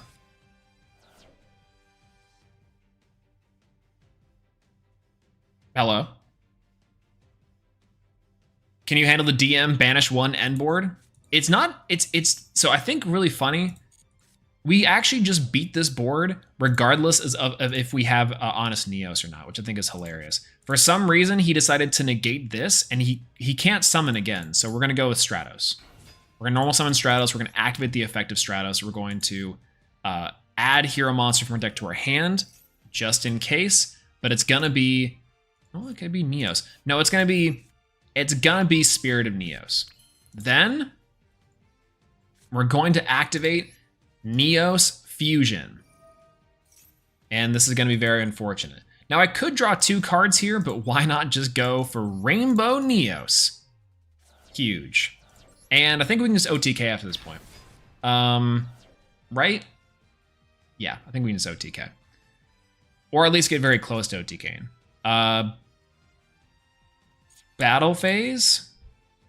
Yeah, no, I'm saying no Eternal Soul. You went for the Destinied Rivals instead. I guess I could activate Rainbow Neos, shuffle, send Prisma, shuffle this guy back. What's that? 45, 18. Yeah, that's lethal. Rainbow Neos. Send 1 monster back with Prisma. And then battle phase. Rainbow Neos. And then unfortunately, the card you gave me, Stratos plus Honest Neos. For game. Yeah, why do you put the trap on top? I think it was, I actually don't know why he put the trap on top. I forgot on the Magician's Servant, that's what he did, right? Yeah. Gold 1 with Neos. Sounds cool. That worked out pretty well. And that was quick. I'm saying, we have been doing pretty good tonight. We've only lost 2. What's day this? The 7th? 1, 2, 3, 4, 5, 6, 7, 8, 9, 10. Out of 10 games, we've lost only 2 with Neos. Not to be fair. Where some of those games set Giant Soldier of Stone pass. Of course. But, you know, that's better than what we were doing. Gold is such a goofy rank. I'm saying, man. This is actually, like, unprecedented. Haven't touched this game since December. The game has changed a lot. Holy. New Neo stuff. New cards in general. Good for you, by the way, because the tier limit meta is just whack. It's super whack. They got some really cool stuff, though. The actual, like, fields are much better. The cosmetics are still sick. This game has probably undoubtedly the best cosmetics in terms of any live service game. And the gem economy, blessed be. It is actually just stupid generous. So much so that I would say it's that I don't know how Konami's making money off this game, but they're doing it, clearly. So it's really funny because this game gives you like free money to play its game. I made this point on Twitter, unfortunately, and that is that, like, yeah, it's crazy you get 3,000 gems a month to play this free game. And Hardleg made a point to say, well, it's not quite $30, but it's just free stuff so that they can make money. Of course, I get that. But in terms of like what you'd have to purchase in the form of gems to play this game, if we're given the fact that this is true, then yeah, it's the equivalent of $30 in Master Duel currency. Is it worth anything? No. The value of it, $0. -$. But the in-game price, $30. Crazy. Yeah, Doug funds Master Duel by himself. Man is holding Master Duel up on his back, and he's has to be undoubtedly one of the biggest, if not the biggest, Master Duel creator, right? Yeah, like he's just his series is across the board, across his 2 or 3 series is actually funding the entirety of Master Duel. I would not doubt if it was like if you had a heat map on where Master Duel whales are, and it's like DZ. And weird that Konami's making the comeback. If someone told me that 2 years ago, I would have called them crazy. That's what I'm saying. Don't get me wrong, Worlds was kind of a mess, and Konami is always generally kind of a mess. But the reality of it is that like there are certain decisions that give you a little bit of hope. The rest of it's just pure despair. But there's a little bit of things they're doing right that's like, wow, this is unprecedented. Unprecedented. Even so much so that I think they were waiting till after Worlds to give us a better Master Duel experience. They have to get rid of tier limit now. They have to. Or if not, I don't know. Yeah. Master Duel is a hobby so I don't mind spending money. And it's super generous, so I don't. No, it's crazy, right? Like, it's not that bad. I don't mind at all, right? It's kind of funny because the idea behind this game is that given enough time, even if you just treat it casually, you can build pretty much whatever deck you want, right? Master Duel, once again, every single month, if you get your dailies in and you rank up a little bit, you get about 5,000 gems a month. Like maybe a little bit under, maybe a little bit over. But outside of that, yeah, this game is like free. This game is just absolutely super generous. But yeah, I don't know. Yeah, I'm happy with them just remaking the Metal Gear Solid and the Silent Hill. I am curious to see what the Metal Gear Solid Snake Eater is gonna be like. Like that's gonna be like, I'm curious to know what that's gonna look like. It looks beautiful in terms of the trailer, the teaser trailer, but we'll see how that remake goes. I don't know. Yeah, it's 120 gems a day is stupid free. It's crazy. 125 with the Duel Live. That's right. That's right. Yeah, a little over 9k gems is from FTP, just from waiting for Infernal Raids to drop. Whenever it comes out, again, I'm going to try for the Royal Rare. It's unfortunately not going to happen, but we'll get close. We'll get very close. Who knows? Okay. Let's do one more. Let's do one more and we can see it. Yeah. Going first? Okay. Hopefully we can get our combo off. We can lock our opponent out of the game and we'll see there. It's almost 7 a.m. I gotta sleep. Nice chatting with you. Enjoy your game. Thank you so much. I hope you have a great rest of your morning and get some good sleep too. That's pretty early. But thanks for stopping by and saying hello. It's been a little bit. So have a good rest of your morning and hopefully a good day tomorrow. You can get around 200, 300 gems by doing your dailies and playing a few ranked matches. Yeah, because you get random drops, which is crazy. It's insane. Our engage Neo space, we get to send Grand Mole, and we get to send spend Charisma, I guess, to special summon out our Spirit of Neos. Spirit of Neos out of Polymerization. This actually gets us into Nebula Neos. That's pretty nice. We get to go for Spirit of Neos effect. We get to add from our deck to our hand. We could go for Instant Contact here, but instead I'm going to go for, well, End Shuffle wouldn't be too bad. I'm going to go for Favorite Contact. We have the setup here to go for what we need, so I'm kind of down with this. I'm going to go with Neos Fusion. Neos Fusion on the board. We're going to summon Brave Neos by sending Crosskeeper and Neos from our deck to our grave. Brave Neos effect on board. We're going to draw 2 cards off Crosskeeper and shuffle 1 back.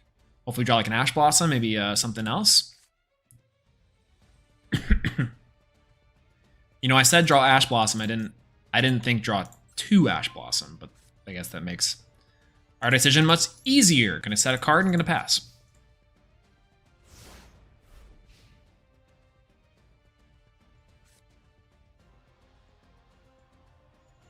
Do you play any meta decks like Tier or Sprite, for example? I've played in the past Sprite. I've also played like in Master Duel, I've played pretty much every meta deck. I do have a Tier version, but oh god. Soul Servant. Well, we'll see how this goes. Great to McAlways, gotta go. Arms like Wild Heart. Arms like Wild Heart. See you later, Louis Plays. Thanks so much for dropping by and saying hello. Have a great rest of your night, and yeah, thanks for hanging out with us tonight. Hopefully see you around sometime soon. Yeah, asking you shall receive, that's what I'm saying. Yeah, I can actually go. I have a lot of meta decks inside of Master Duel, and inside of the TCG, I've played practically every meta deck at least once or twice. Yeah, dabbles in Dragon Link, just a quick little dabble. Yeah, every so often, you know. True, very true. So this is actually going to be insane value, by the way. We get to draw a ton off of whatever he sets, but you're looking like you're unaffected by trap cards right now. That's what I'm saying. This is going to be insane.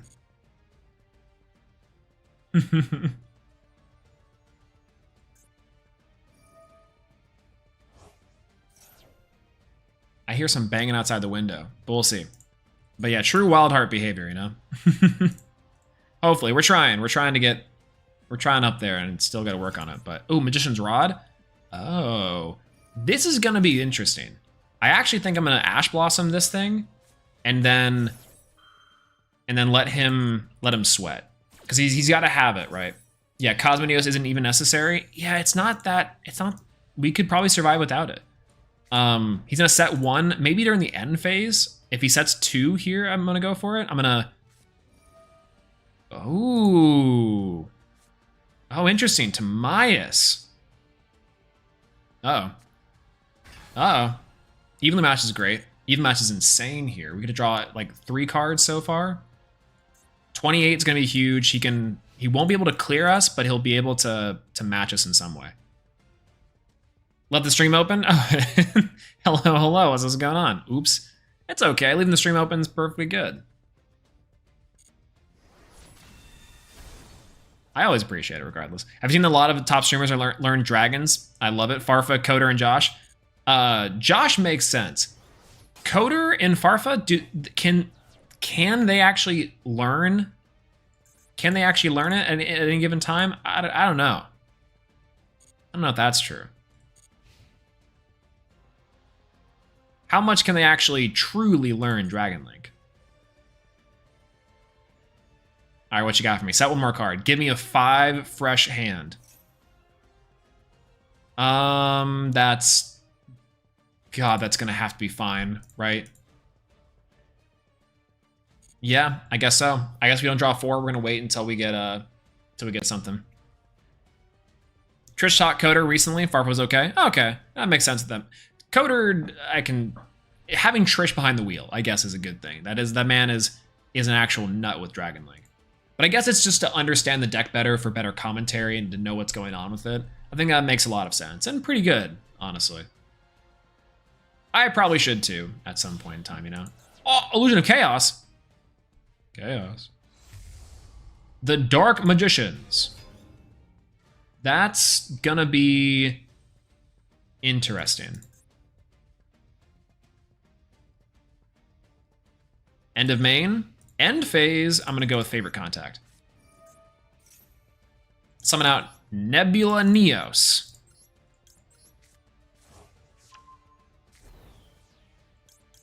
And draw. Boom. Effect of Nebula Neos. To draw 4 cards and negate the effects of the Dark Magician. Well, after he draws 1 card, of course. Did he even activate Illusion of Chaos? No, he did not. He really should have, but... maybe, I don't know why he was saving it. Let's see. A Banish a Lion. I'm going to Banish a Lion Dark. If he sets this card, I get to draw 5 cards.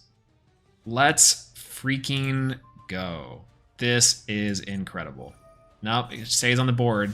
That's so good. Unfortunately, it wouldn't banish itself, which I think is one of the biggest draws of the deck, frankly. But that's kind of okay. So I'm going to go with Reinforcement of the Army. We'll see what we can just drum up out of here, right? Eternal Soul. That's okay. All right. That's perfectly fine. We're going to do mad damage here, and also we're going to shuffle back everything he's ever loved here.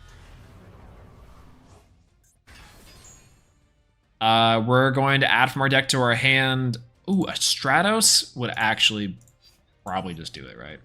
We can bait out if he has any negations back there with our Stratos, which I think would be nice. Yeah, he's going to have to draw a card. That's okay.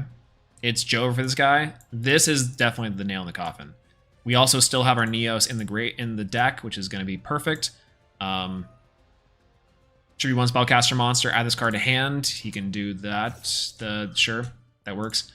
Polymerization is going to add a lot here. We can go into a whenever we feel like it. We can go into something.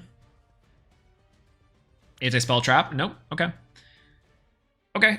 We can destroy 2 cards non-targeting with this effect. So I think I'm going to go ahead and do that. We'll start off with a normal summon of Elemental Hero Stratos. We'll destroy spells and traps on the field up to the number of other Elemental monsters. Gonna eat this warning point. Oh.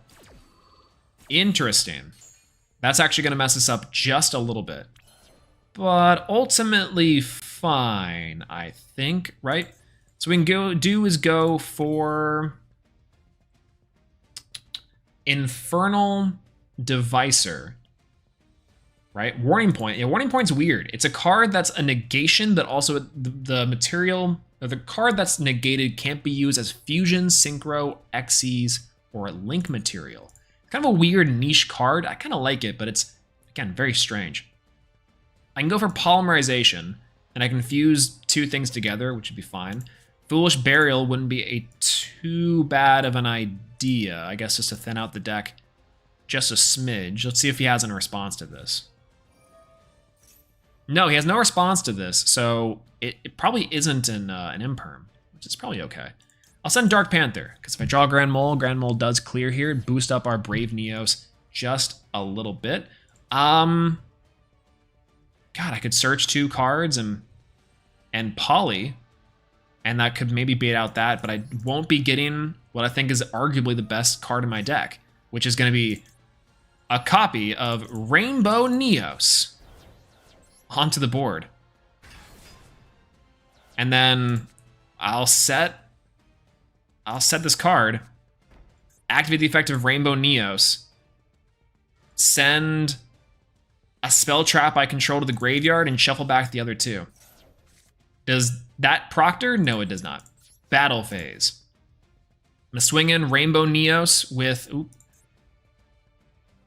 from your deck or your graveyard. That seems like it'd be a rough time. So, I guess I can just go with. Oh God, I can't clear this Timaeus. Oh, that's fine. That's fine. Speaking of weird traps, I really want to pull off Lever Resist Wall and sound the Retreat Exodia someday. Oh, that's right. Yeah, for like the looping Exodia, right? It like gets it from the. That'd be kind of fun. Destroy the dragon. I think we're just gonna destroy the Dark Magician, or we're gonna destroy the. We can destroy both. Oh, we can destroy all 3. What an absolute fool! Oh, this guy can't attack, right? Cannot attack. Oh God. Okay. Well, that's fine. I guess I'll just go for the dragon. And then activate the effect of Neos, because I get to activate Neos' effect here. And I get to go for an instant contact. End shuffle seems pretty good, because I can also shuffle back the Neos just in case I need it. So we'll activate good end shuffle here.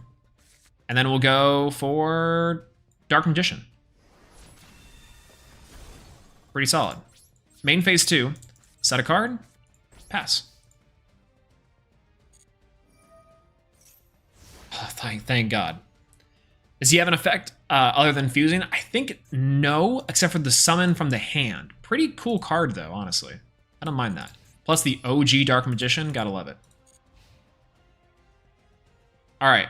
Board full of big monsters. Harpy's Feather Duster. All right, I guess I'll go for Imperm here and negate the column in the middle. That's unfortunate. We still should be fine, though. He's going to be able to get another Eternal Soul off of the guy. So that's fine. Off of his rod. He gets to rod it up here in like a little bit. After he destroys the Stratos. Oh, Magician's Rod. Okay. You summon the Exodia pieces by activating Level Resist Wall, attributing level 7 monsters, and then activate Sound and Retreat to return them to hand. Oh, that's right. I was like, it's something where you add them back to hand from like the grave? No, it's from the field. That's amazing. That is, I love that so much. Oh, hey. Rainbow Neos clears here. Rainbow Neos hella clears. Destroys the Stratos for a nice 200 damage. Big Brave Neos. And we get to, get rid of evenly matched. Stuff holds things back. Draw a card. Activate the effect Mandatory. His Dark Magician Girl goes back to... Oh, even better. I didn't even need to activate Rainbow Neos. All right, we'll clean this up. Harpy's Feather Duster.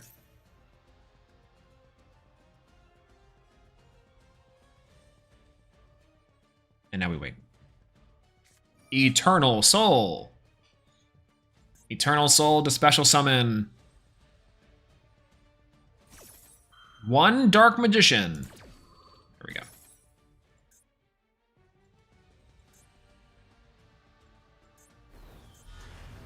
Really cool. I cannot wait for us to get the actual OG artwork. That's going to be super fun. Dark Burning Magic. Why didn't you activate that? I guess you couldn't chain it off of that, which is kind of funny. All right. Let's go. Another Golden Egg Witch moment. I think we definitely had it for sure, right? Now, I think that he could have flipped that up earlier and then Dark Burning Magic, and that would have been better. That would have been absolutely better. But, yeah, who knows? Who knows? Anyways, that was a lot. Oh my gosh.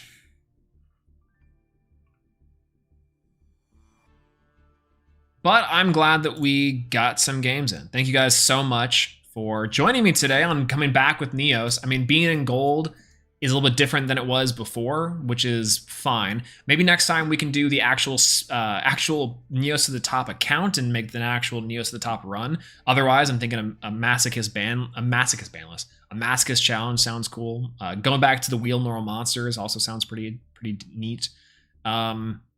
Maybe I'll try to do what I was planning on doing at the wheel normal monsters later, which is a big a versus series with some of our favorite creators out there. I'm sure they could be cool with it, but we'll see.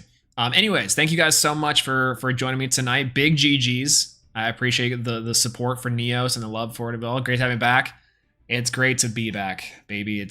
We're in there as much as possible. I'm trying to be, but hopefully some more streams soon. I'm trying to work out a little schedule, so we'll be on our best behavior.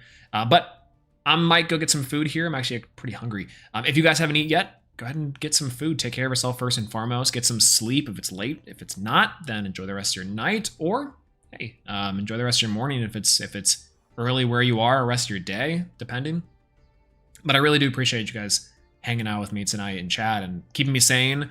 Even though we didn't really have to maul too much. I mean, we played the tier element 1 tier element, but, you know, all that. But, yeah, we'll say, yeah. Hopefully Infernal Rage Shadow drops. That would be amazing. God, I would love it so much if it's like small update to the pack and it's like that. That'd be there. Hope you're excited in Chaos Eat. It's oppressive. Like, I already didn't necessarily want to go outside in the first place. But oh my gosh, I can't even like walk out to take out my trash or anything. It's like a pool of sweat. It's crazy. But that's right. Arms like Wild Heart and all that. That's right. Ooh. We're trying, at least, but getting back to the gym, which has been fun. Anyways, I'm going to go get some food. Everyone take care of yourself. Have a great rest of your night. And yeah, I appreciate you guys so much. Thank you guys. And I'll talk to y'all later. Peace out.